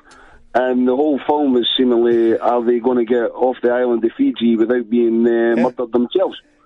So that is the entire premise of the film. I stumbled across it on IMDb, and I thought, nah. Why would you not want to watch that? Now, to me, to perverse me, that sounds just like the best film you could ever make. I'm genuine. I'm going to watch that film one day. Well, I'll wait for your review. I'll wait for your review, to be honest with you. All right. Listen, while I'm on here, I just wanted to wish you all the best. I'm up here in Edinburgh. So obviously you've done your LBC and whatnot, and we couldn't get you up here. Yeah. Due to the advances in DAB and whatnot, I've now got DAB in my cab. So I've now got access to talk radio, and this last few weeks has been absolutely brilliant, this show. Rocky, bless you. I feel blessed that you've got it in your cab. And also in Edinburgh. I absolutely love Edinburgh. I've done the festival and all that stuff, but I've been up there when it's not the festival, when it's just good old Edinburgh. And man alive, I for some reason, I don't know if the 11 o'clock show was big up there or something, but when I go to Edinburgh, I'm treated like a king. So you should be. Well, yeah, of course I should be. But everyone's so nice to me. The only problem I've got with Edinburgh, Rocky, is it always feels like you're walking uphill. There doesn't seem to be any downhill. Well, there's a saying in Edinburgh that when you go somewhere, you go up a hill, and then when you come home, you go up another hill. It's true. Do you live in Edinburgh, Rocky, or do you just work there? Yeah, I stay in the south of the city, aye. But the city itself is built upon 7 different hills. Yeah. Oh, and it's a stunning city. I love it. Do you do the thing when the festival comes on? Do you move out for a month and rent out your place for like $2,000 a week or something? Nah, not quite. I know boys who do it. Yeah. They stay in the city centre, but I stay too far out Right. with the city. Although within a stone's throw from my house, there's a campsite, and I swear to God, it's absolutely rammed during the month of August. During the month of August, during the festival, the population of Edinburgh more than doubles. Yeah. Oh, I bet. What's it? I think I've stayed in that campsite because I've been to a campsite the first couple of Edinburghs I went up there for like a week, and I was skint, so I stayed in a campsite. What do you think of it when the festival's there? Because I know it's a little bit of a cliche that the locals hate it, but I can understand why the locals would hate it. I'd hate it if my town for a month every year was teeming with loads of people. Ian, I've got a theory on this, and I think if you're local to Edinburgh, your attitude towards the festival is wholly dependent on how you've been introduced to it. Right. If I've got mates who, as you say, they'll say, "Oh, you can't get moving. It takes you an extra hour to get across the town, and tourists here and tourists there." Right? I dare say their folks have made the same complaints to them when they were kids. Right? Yeah. My mum and dad, they took me up to the high street, you know, the Royal Mile. Yeah. Right? They took me up there as a kid at 3, 4, 5 years old, right? Yeah. And when you're that age, and you're seeing fire eaters, and you're seeing the guys on the stilts doing the juggling, and the sword swallowers. You got the magic of it. Yeah. So, for every year, since I was a kid, you know, your mum would say, "By the way, it's nearly festival time," and I was always like, "Yes," you know. Now, if it gets a wee bit more congested and whatnot, it's a small price to pay for having the world's biggest arts festival on your doorstep, you know. But it's a great time, and you should do the show up here, mate. Not this year. Let's see about next year. Next year, something might happen. Hey, are you a fan of Limmy?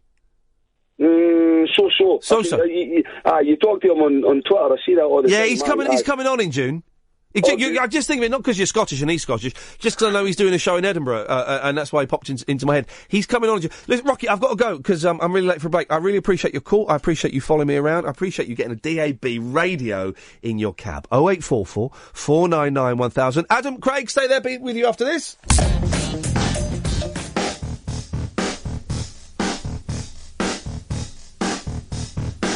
Automatic. I miss. The thing is, Adam, you missed the first beat and you're screwed, and that is why I did so badly on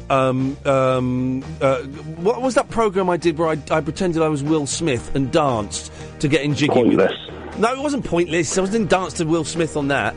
What? What was that noise? Pointless. No, it wasn't pointless. No, it wasn't pointless.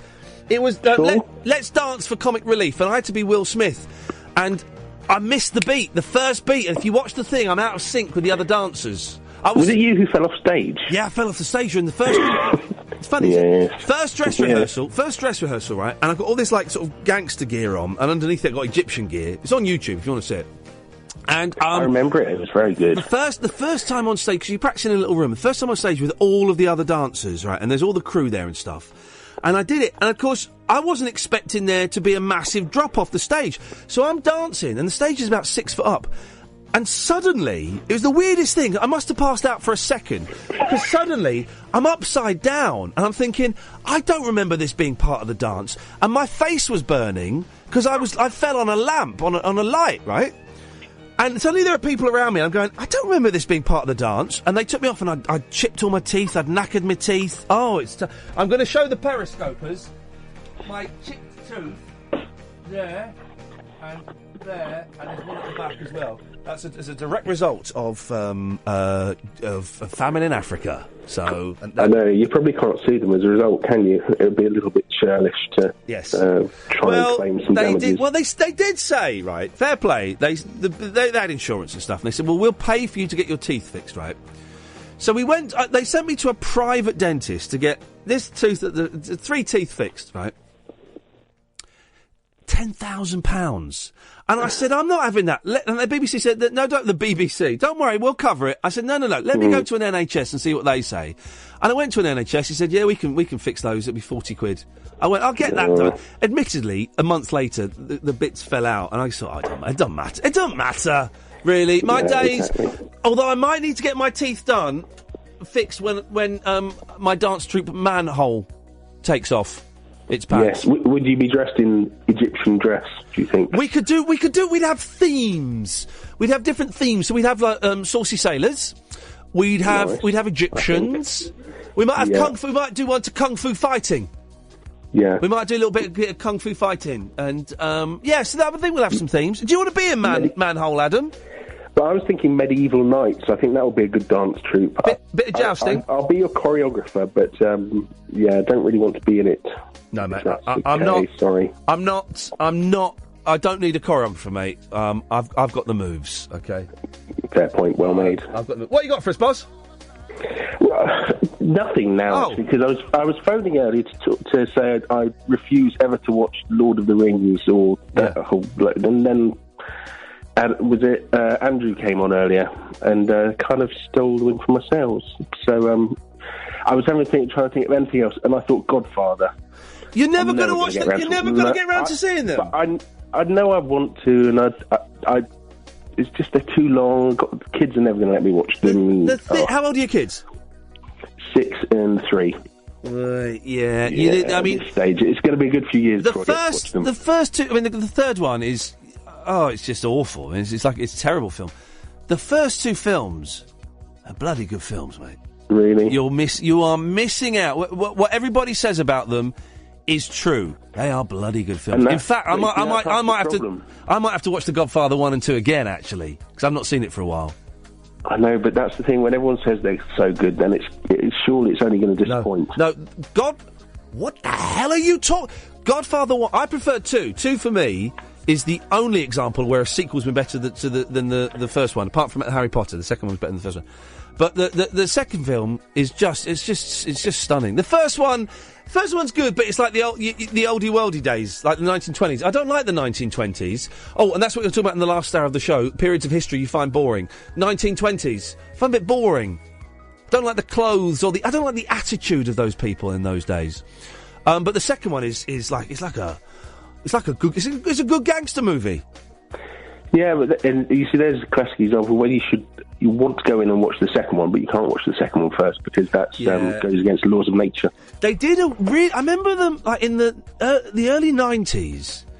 Someone did a really weird edit, and they showed it on telly. Do you remember this? They did an edit of, I think it was all 3, certainly the first 2, possibly all 3 Godfather films, because the first one, I think, jumps about in time. It's like set in the modern day, and then it goes back, and they edited it all, so it was all chronological. Why would anyone do that? I know what a good idea. You know The Godfather, it's really great because it's like storytelling, and it goes back and forth in time. Well, let's get rid of that element and do it all chronological. What? Stupid. Yeah. Stupid, man. I did think one other film that I'm definitely never going to watch. Yeah, go on. Zoolander. I can't. But is it any good? The first one, funny, but I like the first one a lot. Really? And I saw the second one, and I was so disappointed because it was rubbish. And I'm scared to go back to the first one in case it's rubbish. Here's a good film, right, that no one else has ever seen. I had this on DVD. It's another Ben Stiller film, right? Mystery Men. Have you seen The Mystery Men with Ben Stiller? It's set in this weird sort of futuristic world, right, where there's these sort of sad, lonely people that they want to be superheroes, but they haven't got any superpowers. I met William H. Macy as the shoveler. I also remember, and there's either Keenan or Kel thinks he can become invisible, but they can't. They can't do any of these things, right? And then and it's got Janine. Is it a bit like Kick-Ass? Kind of. Eddie Izzard is in it as the baddie, right? Janine Garofalo's in it, who I'm madly in love with, although I suspect that she would have very little interest in me. Who's that, Mark Ruffalo? I do like Mark. Don't be silly. Everyone knows there's no such thing as a Mark Ruffalo. Sold that joke from Mitch Benn. And Mystery Men, I remember, brilliant. And then by the end of the film, well, spoiler alert, they all get their magic powers. But I remember it being funny. Let me go on to IMDb, because, as I say, if a film gets less than 6.7 on IMDb, I don't watch it. So let's see what Mystery Men gets, shall we? Adam, let's have a little... Oh, Craig? Hello. Have you seen Mystery Men? Yeah, Pee Wee Herman's in it. Pee Wee Herman's in it! What's his superpower? Oh, it's been a while since I've seen it. Mystery Men. I know he's not posh on a thing. I think he's got a disease or something. 1990... Oh, it only gets a 6. Who's the one that's fat? Is that Pee Wee Herman? Who's the what? One of them has fart powers. Is that Pee Wee Herman? Oh, Pee Wee Herman's the fart... Yeah, he's the fart man. Yeah. That's it. It's called Spleen. Oh, do you know what? I'm gonna Hank Azaria, William H. Macy, Janine Garofalo. I'm gonna have to... I've got that on DVD. I'm gonna have to watch that, I think. Adam, thank you. Do you want to stick around and talk to Craig, or are you done, Adam? I'll bugger off for now. Sorry, right. this beer. Thank you very much. Ta-ta. Yes, Craig. Well, sequel that was better than the first, Superman 2. No. It was. No. I Am Zod. What was in the first one, then? When he spanned the world backwards to save... That was in the first one? Lois Lane. Lois Lane would spin the world backwards. The first one?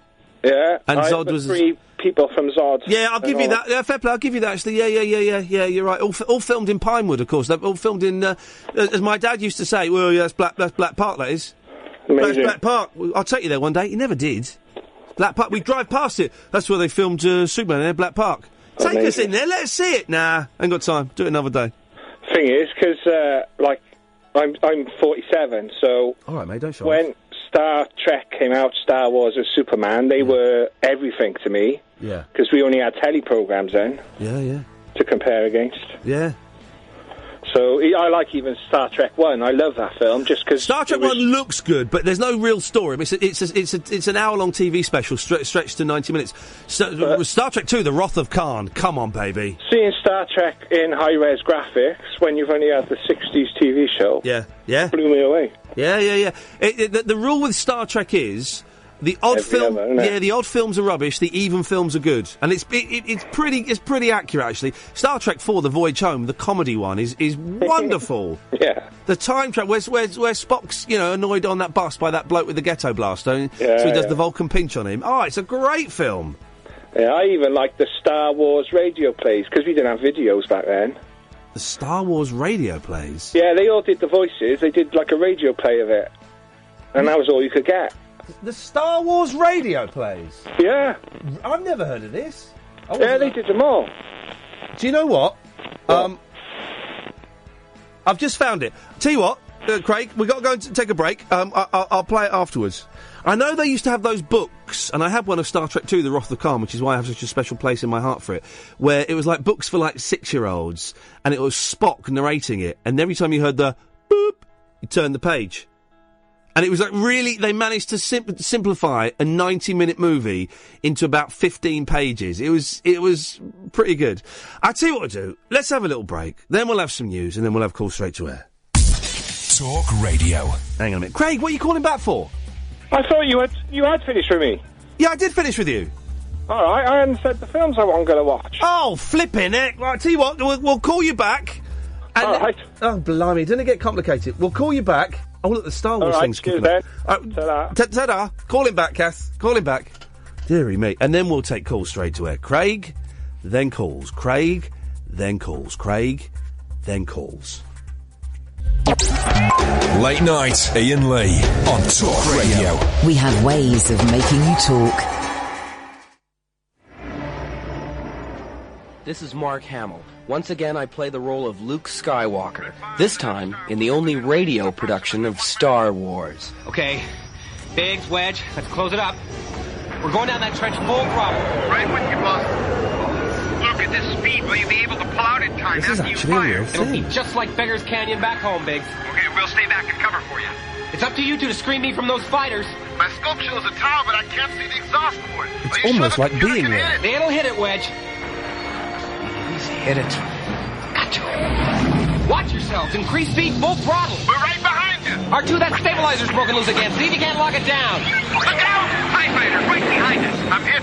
Losing control. I can't hold course. I hope you join me on National Public Radio. I mean...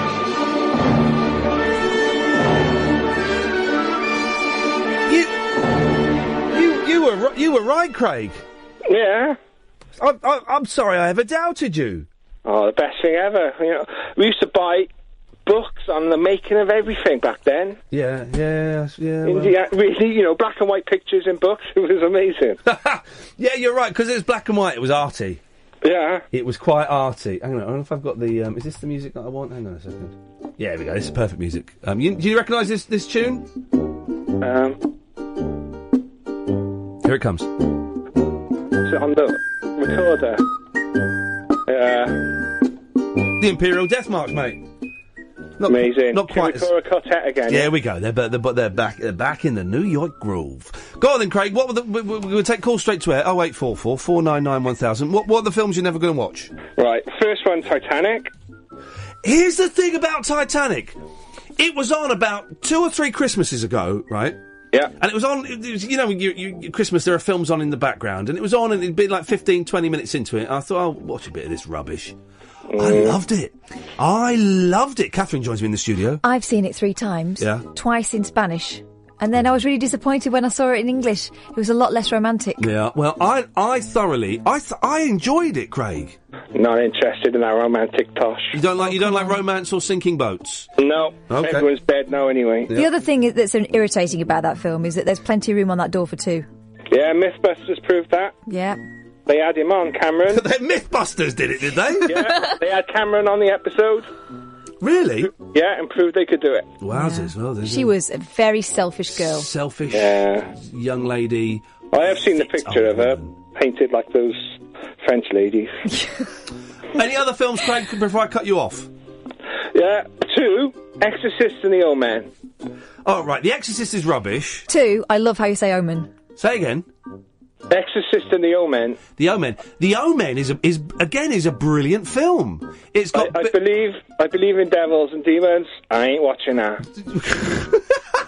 Blimey. Wowzers, that's a reason. I mean, the Omen is genuinely horrific. I mean, we've all got kids we don't like. What but does that he? one- What is he? It's Gregory Peck, isn't it? What does he say? He's got great. What's the famous Gregory Peck line? I'm Gregory Peck. I can almost do Gregory Peck. And then Patrick Troughton, I think, the second Doctor Who. Does he get killed in the sand slide, or does he? Spoiler get alert. Oh, it's the film's 40 years old. Old spoiler alert. I got really into the Omen when I was about 14. I read all the books. There's about 7 books. Oh, is it a book? Yeah, it's based on a book, isn't it? It's when they used to make films based on books. Rather than the other way round. Yeah, and then they all go a bit silly. So then, like, the Omen 4, I think, Sam Neill's in it. What you say Omen for now? It's the Omen. What do you think it is? The Omen. It's the Omen. Like the Oomen. Do you remember the Oomen? No. They were on Jigsaw. It was another Doctor Who. Sylvester McCoy and someone else, the Oomen. If you said, I think, 6 words with ooh in it, the Oomen would appear. That sounds terrifying. Yep. So we won't go there. I don't want to mess around with that.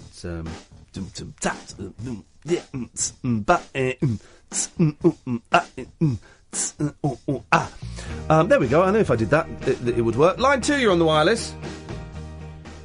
Hello? Hello, you're on the air. Hiya, 3 quick points.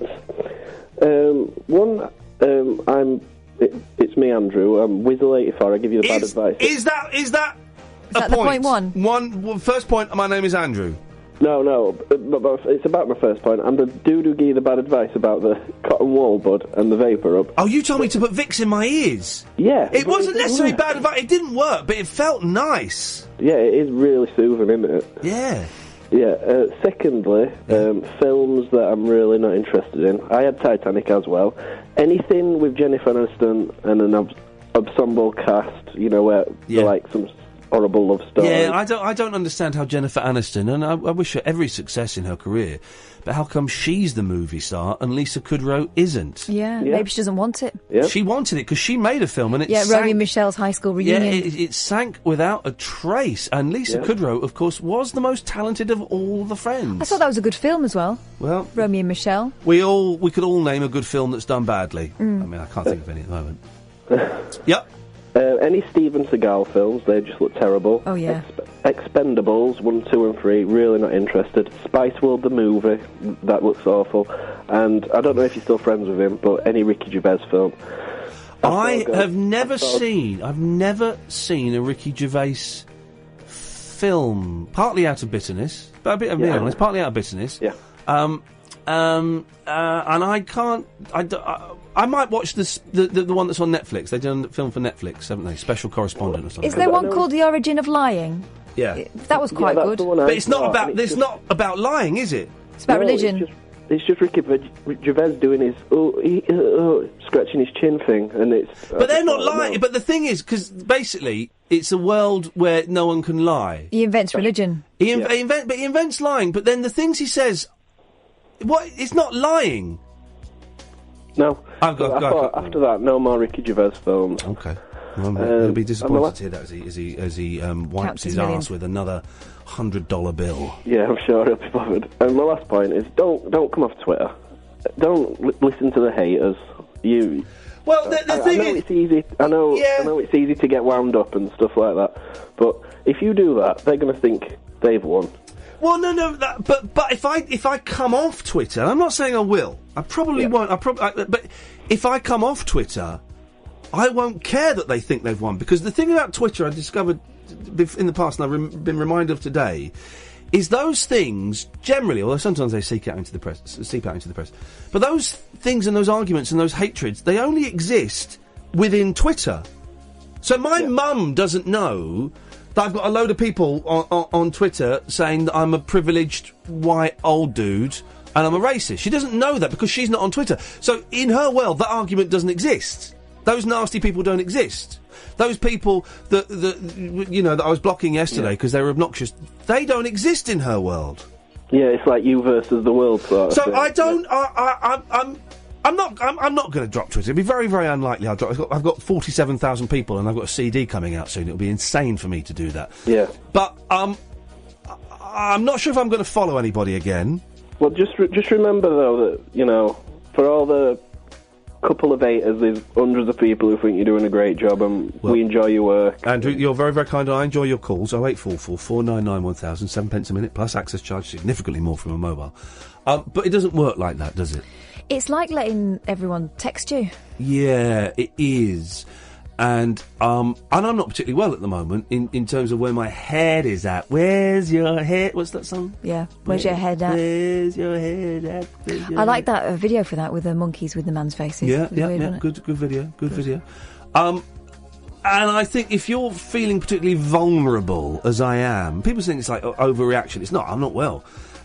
And if you're feeling particularly vulnerable and someone attacks you in the way that this woman was attacking me last night, not the one who I think has written a blog, but I've since unblocked her, but there was another woman who was just being so snooty and superior, and But she was the one that started a few days ago, isn't she? Yeah. And it really upset me, and that's fine, and that's I allowed it to upset me.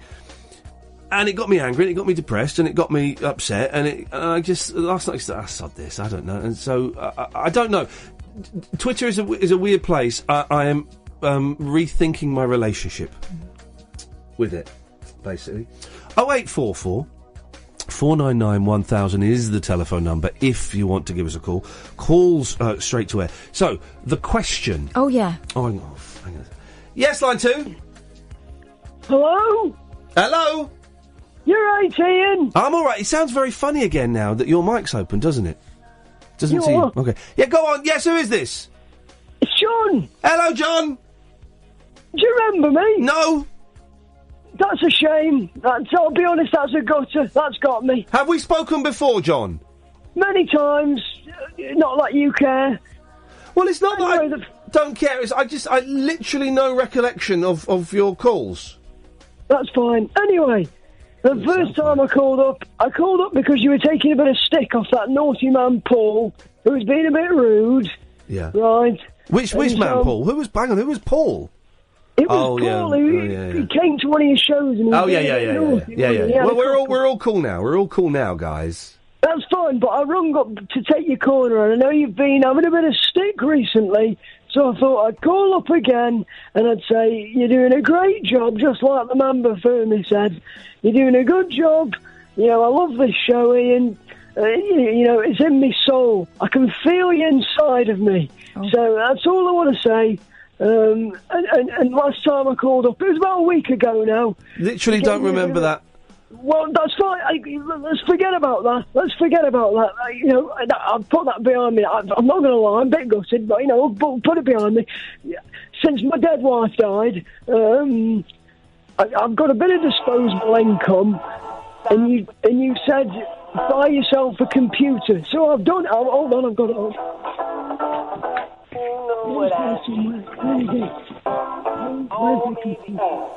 There it is. I've got a computer, Ian. Hello? I've got a computer. Hello?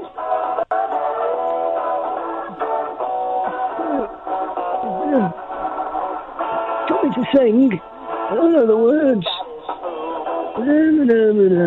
Hello? No. Okay. I'll just wander about for... I'll just, I've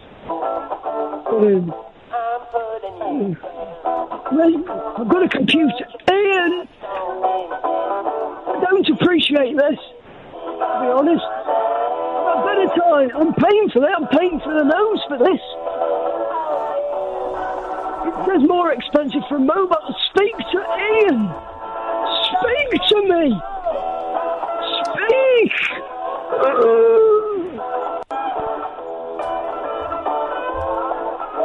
0844 499 1000.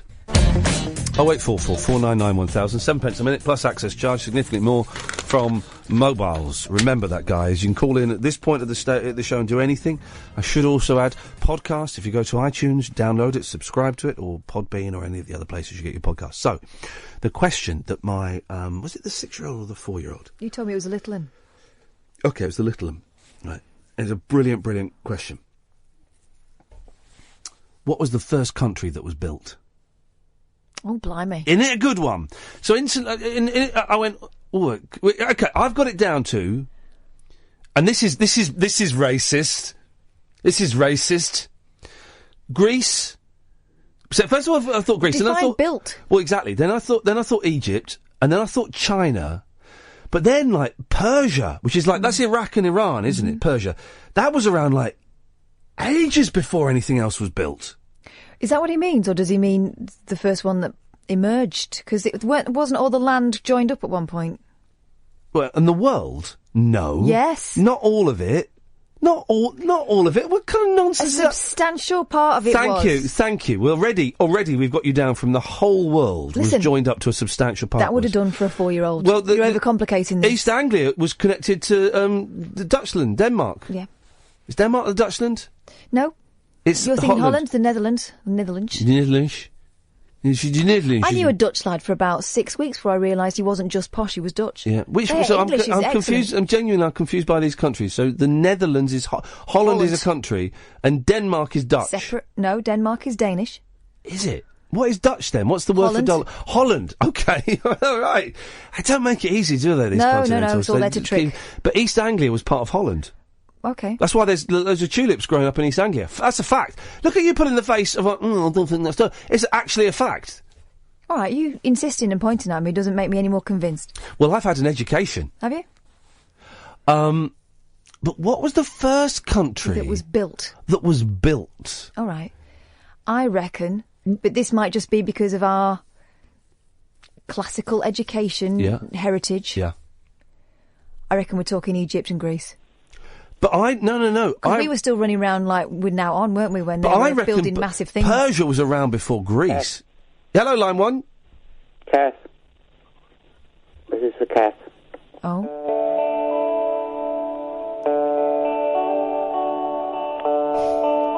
Someone's digging out their Spinal Tap tapes.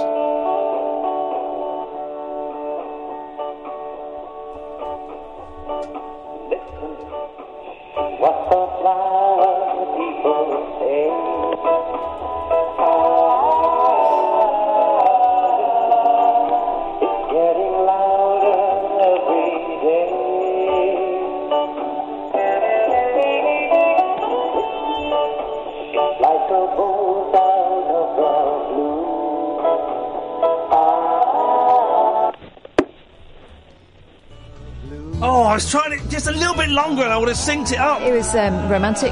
Listen, it could be happening to you.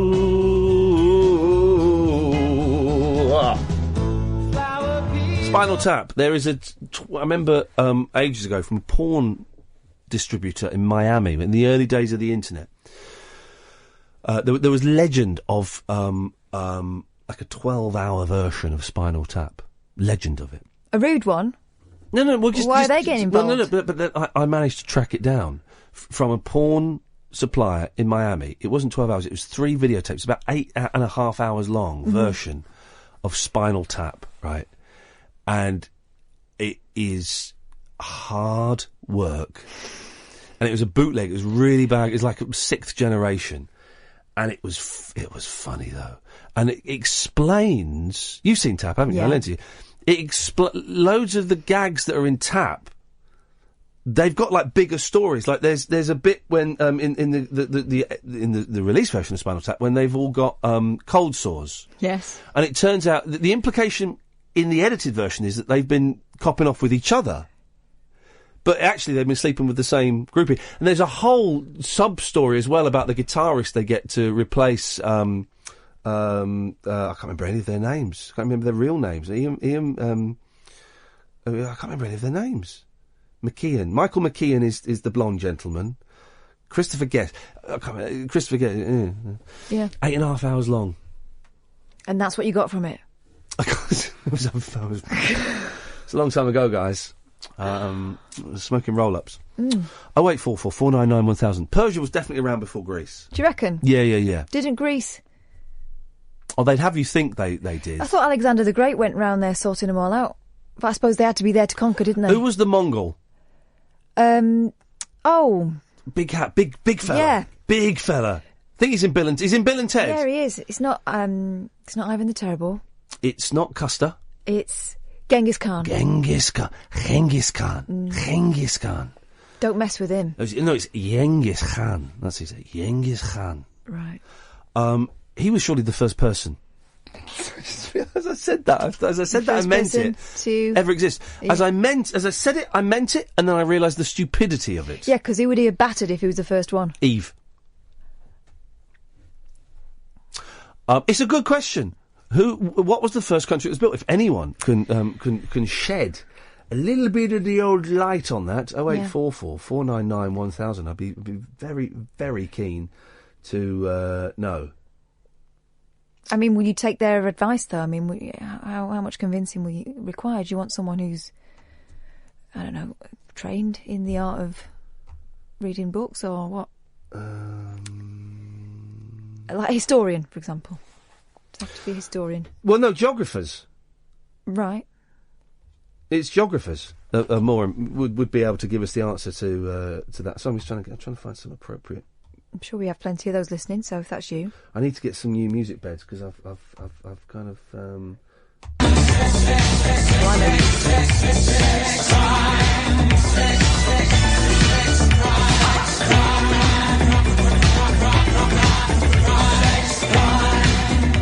Because that's difficult to talk over. Yeah. And, and it's not always appropriate. Hang on, what's this? You can hear what we say on LBC 97.3, and now you can read it too, with our new series of books from LBC presenters. I'm Steve Allen, and in my book you can read about Britain's most bonkers phenomenon, So You Want to Be a Celebrity. Oh, this is good. Look, this is good. Love this. 0844 499 1000. A caller reminded me earlier on of when I had my ears syringed. Right. And it was a joy. Well, it sounded like almost an erotic experience where you were peddling it. Line 1. Yeah. Oh, it's a remix. A remix of Queen's. Could be a mash-up.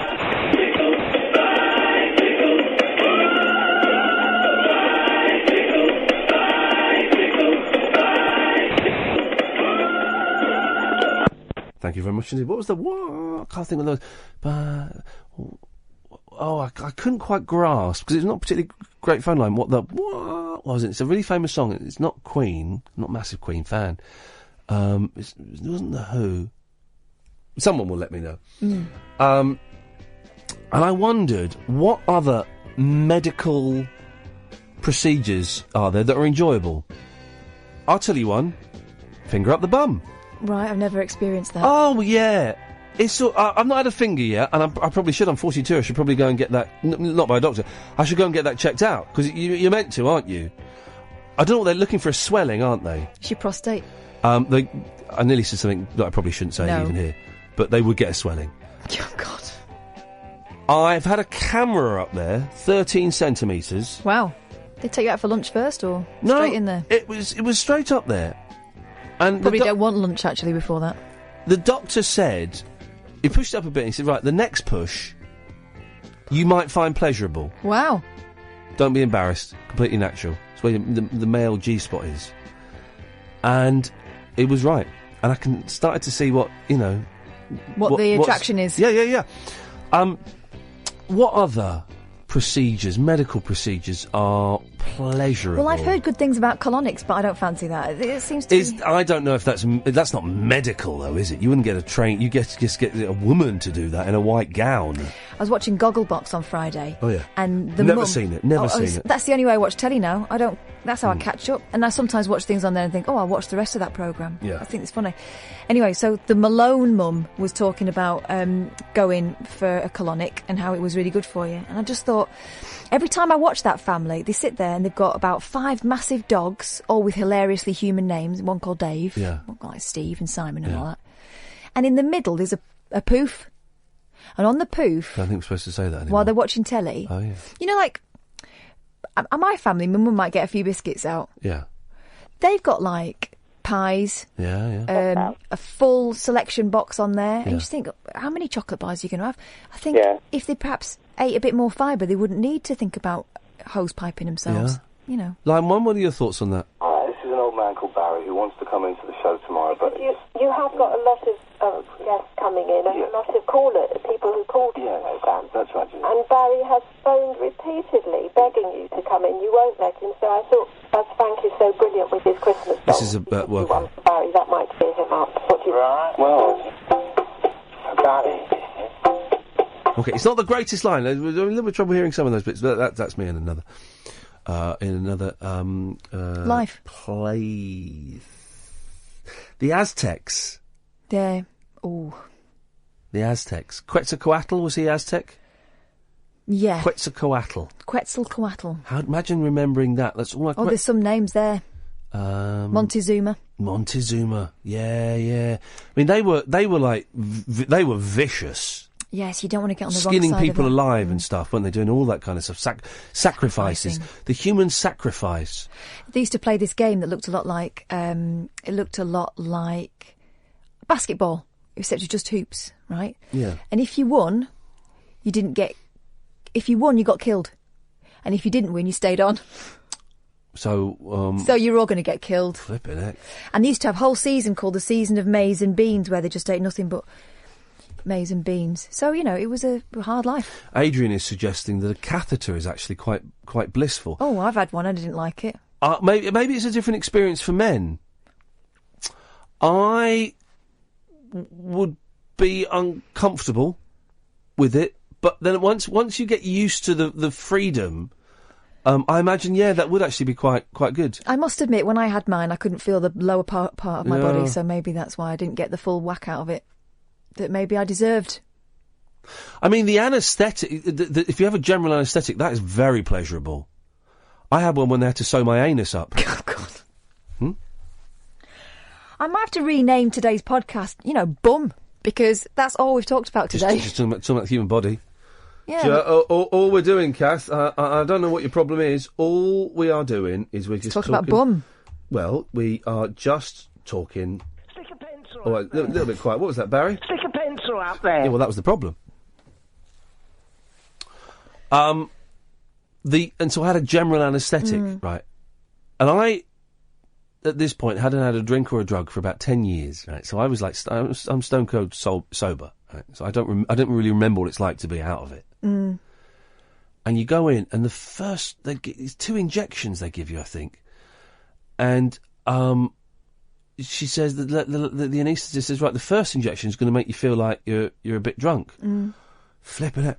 It was insane. All I remember is my eyes were just like boggling all over the place. I was going, oh, yeah. And she said, the second one's going to knock you out. I said, just hold off for a second. And she gave me the second one. And then you're out. And it's a weird general anaesthetic because you're completely out. Mm. There's no dream. There's no thought. There's nothing. It must be the closest thing to being dead, surely. Yeah, it's like it's time travel as well. 1 minute it's 11 o'clock. Literally, the next second it's 12 o'clock. And what they do is they wake you up after the operation. Mr. Lee. Yeah, but you don't come round straight away, do you? No. Because I remember being brought round and my mum was there and I was only a kid and she said, I might as well go then. And I was thinking, no, don't go. Because I had to stay in hospital overnight. I was terrified. And she went, I couldn't move and it was awful. Yeah. And I was thinking, why are you waking me up? I remember when my eldest, he would have been about 4, and he fell and he bit through his lip. Right. So we took him to hospital, and they tried to do it with local anaesthetic. Of course, he wasn't going to have it. So they gave him a general. And there's parents, there's nothing more heartbreaking than holding your child who is in pain and terrified as they give a general anaesthetic, and their body goes limp in your arms. Oh. Flippin' heck. And then they take the body off you, because obviously you've got to work on it quickly. And then the operation was done, and someone told us we could go and see him. And so I walked in with my mother-in-law, and he was still out of it, right? And there were all these nurses around him, slapping his hand and tapping his face, trying to wake him up. And they saw us, and they said, no, you're not allowed in, out. And so we went out, and obviously, because it's quite disturbing, them trying to wake him up. It was like, I was thinking, oh my God, they've killed him. He's never going to come round. It was heartbreaking. Awful. To see. But the actual act of going under was beautiful. Beautiful. In fact, any of the powerful painkillers. That's not medical procedures. 0844 499 1000. 0844 499 1000. Again, it sounds very open when you're with these microphones. Anyway, it doesn't matter. Line 1, you're on the wireless. Hello, it's me again. Hey, mate, listen, talk to Kath. I'm going for a wee. Oh. I'm really busted for a wee. Can I borrow your fob? Yeah, of course you All right, can. fair enough. Fire away, Sam. Hello, okay, this story's really weird. When I was younger, when I was a baby, I had grommets in my ears. I'm not quite sure what they are, but I had them. Right, they're a thing you put in, aren't they? Rather than a thing you take out, like adenoids. That's right, yeah. Go on. Yeah, sorry. Anyway, and I've had, like, wax problems for a while, just because I wasn't too good at maintaining them. Anyway, one thing I don't recommend to anyone, but it is strangely satisfying. When you get a cotton bud and you take off the cotton bit, so it's like the lollipop stick, I guess, of it. Yeah. And you use that. Oh, he's gone. He's gone. So pleasurable with that experience, the thought of that experience, that he's completely gone. So we'll never know. Or maybe we will, maybe he'll come back. Maybe you can get him back, Ed, as I'm on my own and on this side of the desk and can't press any buttons. So, yeah, we'll find out more. I mean, it's thrilling, isn't it? So what have you had put in or taken out medically that was actually quite satisfying? Give us a call now.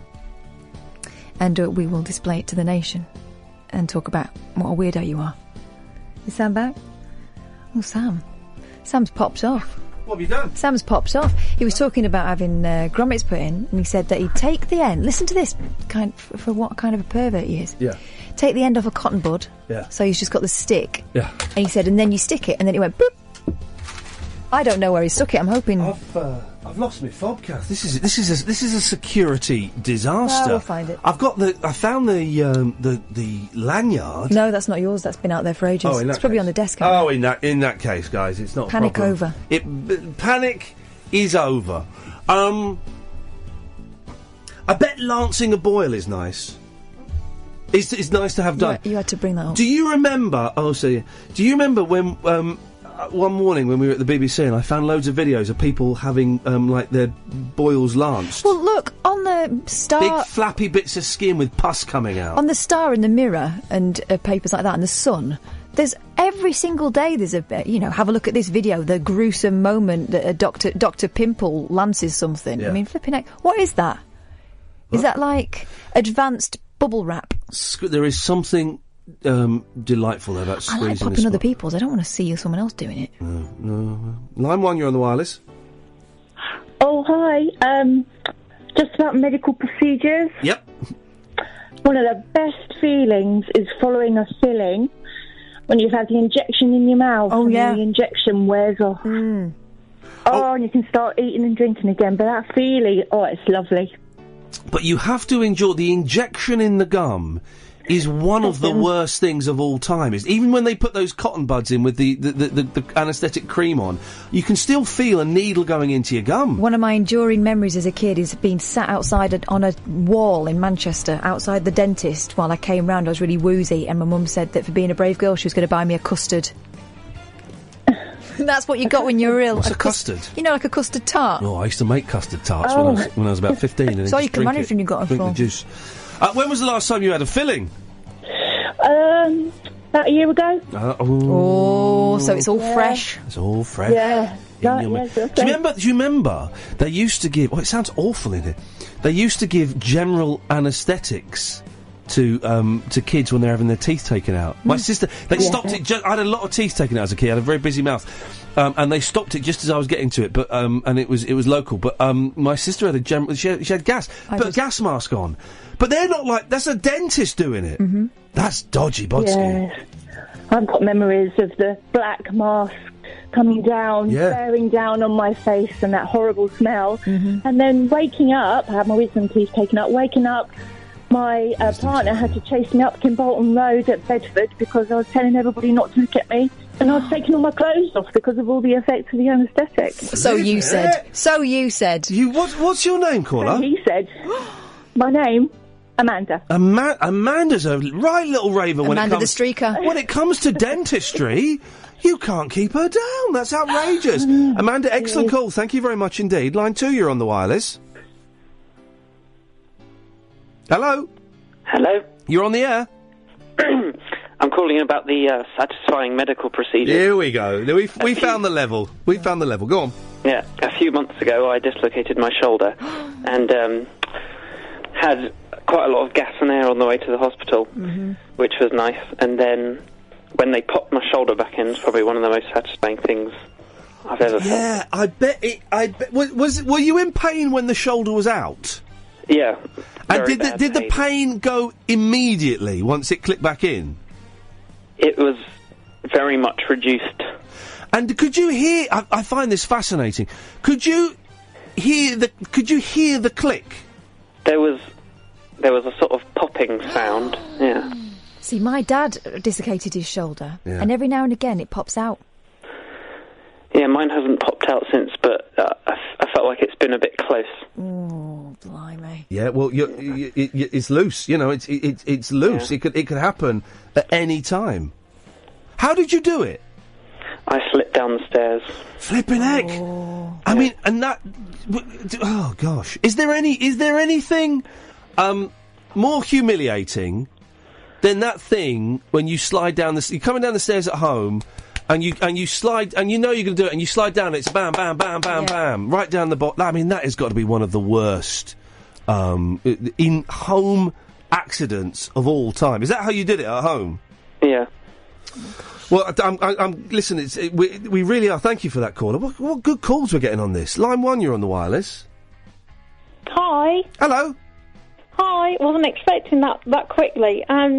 It's about medical procedures and how fabulous general anaesthetics are. Go on, what's your name? Who is this? It's Charlotte. Hello, Charlotte. Go on, tell us your story. Well, no, it's just I had my gallbladder out 4 years ago. Yeah. And I've never had an operation before. Yeah. And the fact that a general anaesthetic gives you such an amazing sleep that, you know, I didn't want to wake up, basically. And did they do that thing where they're going, Charlotte, wake up! Yeah. Wake up now! Yeah. And it's so I rude.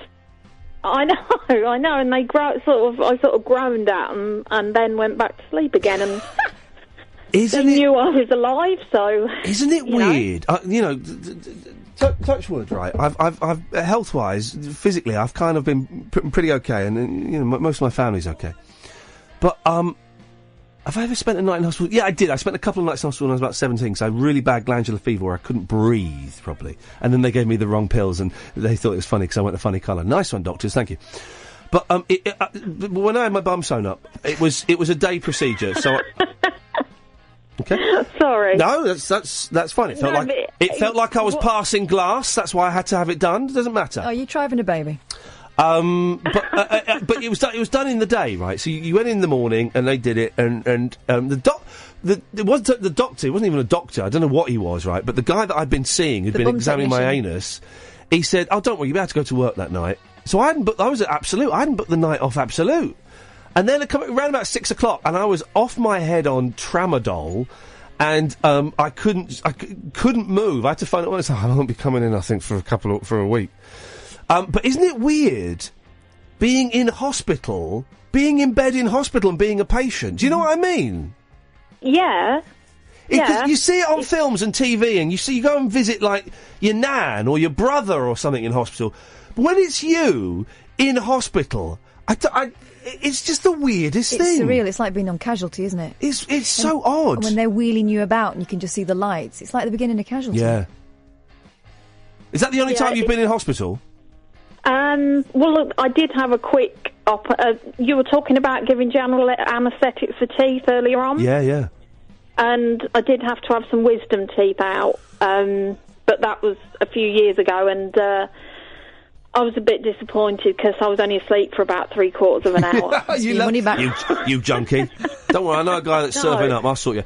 My biggest fear, because I had to have a lot of dental work. My teeth were all over the shop when I was a kid, right? And I had to have braces and loads of teeth taken out, and tooth growing in the roof of my mouth. It was horrible, right? So I used to have I'd go to the dentist and the orthodontist a lot, and I hated it. And braces, it was so painful. I hated it. And my real big fear was that I'd have to have wisdom teeth taken out. Luckily, I think I had enough teeth taken out. I don't know if my wisdom teeth have grown or anything, but my wife had to have her wisdom teeth taken out. She's got a phobia of needles, and I sat with her. Yeah, I sat with her, right, and I could hear the. Oh, don't. Yeah. Because they seem to resist taking them out these days. I have a flare-up of my wisdom teeth, probably about once every year and maybe a year and a half. Take them out. They won't do the general anaesthetic, though. They'll do it under local. Well, they just give me antibiotics and tell me if it gets any worse. They'll have to take them out, but they never do. I don't fancy that. Listen, thank you very much indeed. I'm 43 next month, Kath. Wow. No one. The time for my wisdom teeth has come and gone. Well, you say that. Oh God. 0844 499 1000. Let's quickly take this call. Line 1, you're on the wireless.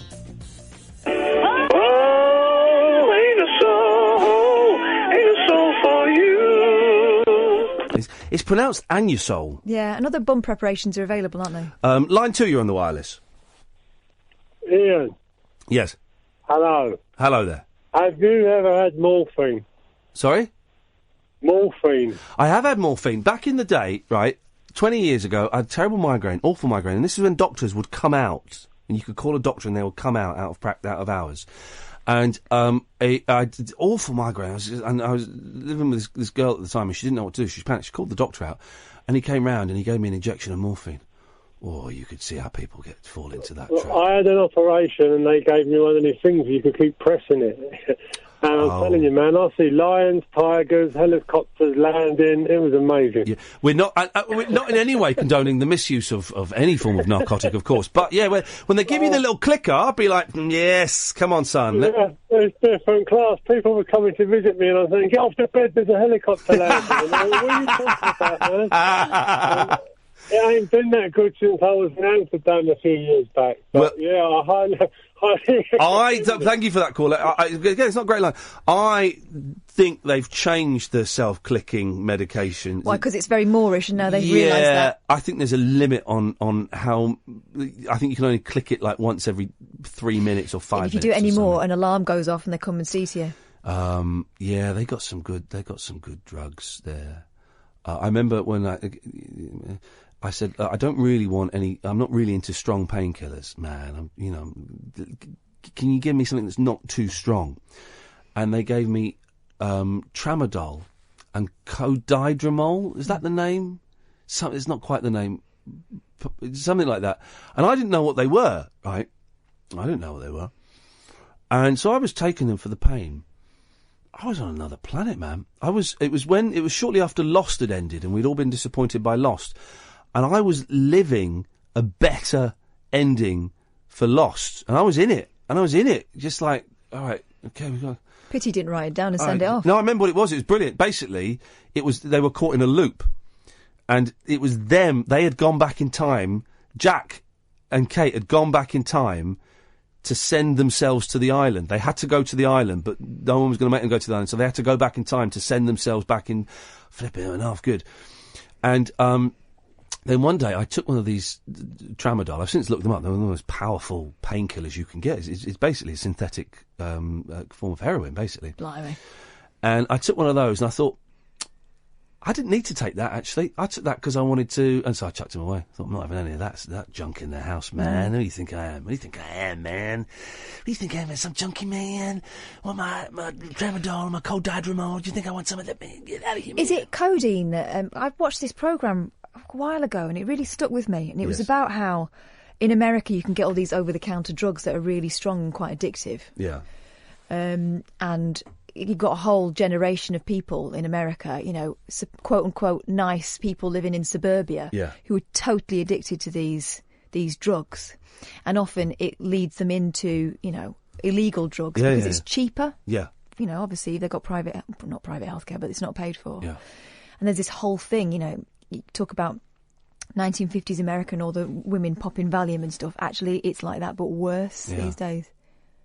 It's the thing about... But the thing is, because they get it from the pharmacist or they get it recommended by a doctor in the first place, I think it's... Well, it's Elvis, isn't it? It's Elvis. Elvis would go out at 2 o'clock in the morning with the Memphis Mafia, his friends, wearing a cape, and he had a badge, an FBI badge from Richard Nixon when he turned up at the White House. Again, I think at 2 o'clock in the morning. That was to make him go away, though, wasn't it? Yeah.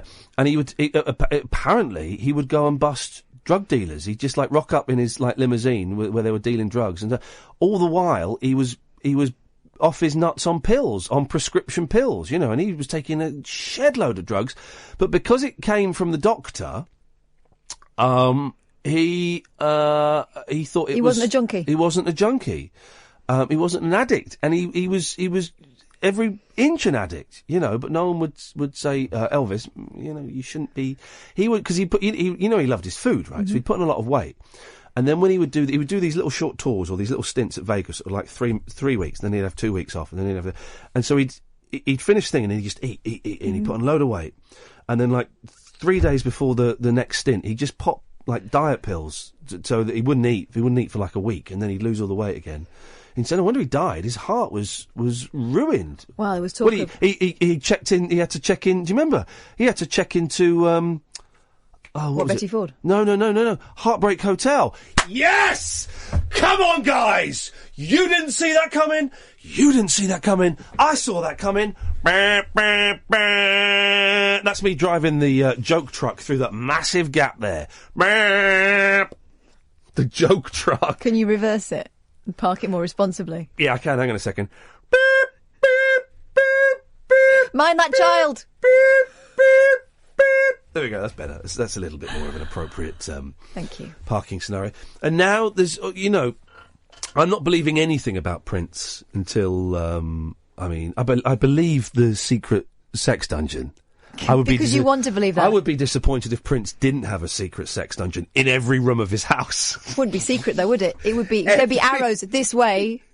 I'm going to call it the living room. Every room of his house was a secret sex dungeon. 0844 499 1000, by the way. And now they're saying that an addiction specialist was called days before and that he hadn't slept for yeah, but the source I heard was someone who'd heard that. Yeah, I mean, it's they were saying AIDS the other day, and now they're saying drugs. And but it was the National Enquirer saying AIDS, wasn't it? Oh, was it? Yeah. They always say AIDS, don't they, National Enquirer? AIDS. So he's got, one day they'll be right. Yeah. But it's sad about Prince, but it'd be interesting to see how it pans out. If it's drugs, whatever it is, it's sad. But if he was genuinely addicted and couldn't stop taking drugs, that's heartbreaking, isn't it? Surprise, probably not. But yeah, that'll be heartbreaking, you know, because what a talent. There is an alternative, guys. There is an alternative. I think the phones have stopped for tonight, which is good, which is fine. We're being totes interesting. Well, no, it's because it's towards the end of the show and people are dropping off, switching off. You've got something trapped in your beard there. It's is it cotton? It's a bit cotton from. I found a new unused hanky in my bag. All right. So that'll be. That'll be that. That'll be that then. I feel like I don't want to start looking at yesterday. These are now yesterday's paper. Are today's papers in yet? Don't think so. Go on, have a quick. We've got 4 minutes. Oi! Oh! What happened? Bash. My leg went to sleep. Well, that'll serve you right, doesn't it? Serve you right, eh? Serve you right. I do like the way the show just kind of winds down. And that's only right, I think, because, Talk Radio continues throughout the night, but it simulcasts with Talk Sport. No papers yet? No. Okay. So I kind of view this as kind of Talk Radio kind of winding down, and it's nice. This is how the day winds down. Is you just kind of, you start losing track a bit and start getting a little bit rambly. Don't you, line one? Yeah, you do. It's Charlotte again. Hello, Charlotte again. I just wanted to ask, how did you damage your bottom so that it had to be sewn up? Good. That's an excellent question, Charlotte. Well done. Are you ready for the answer?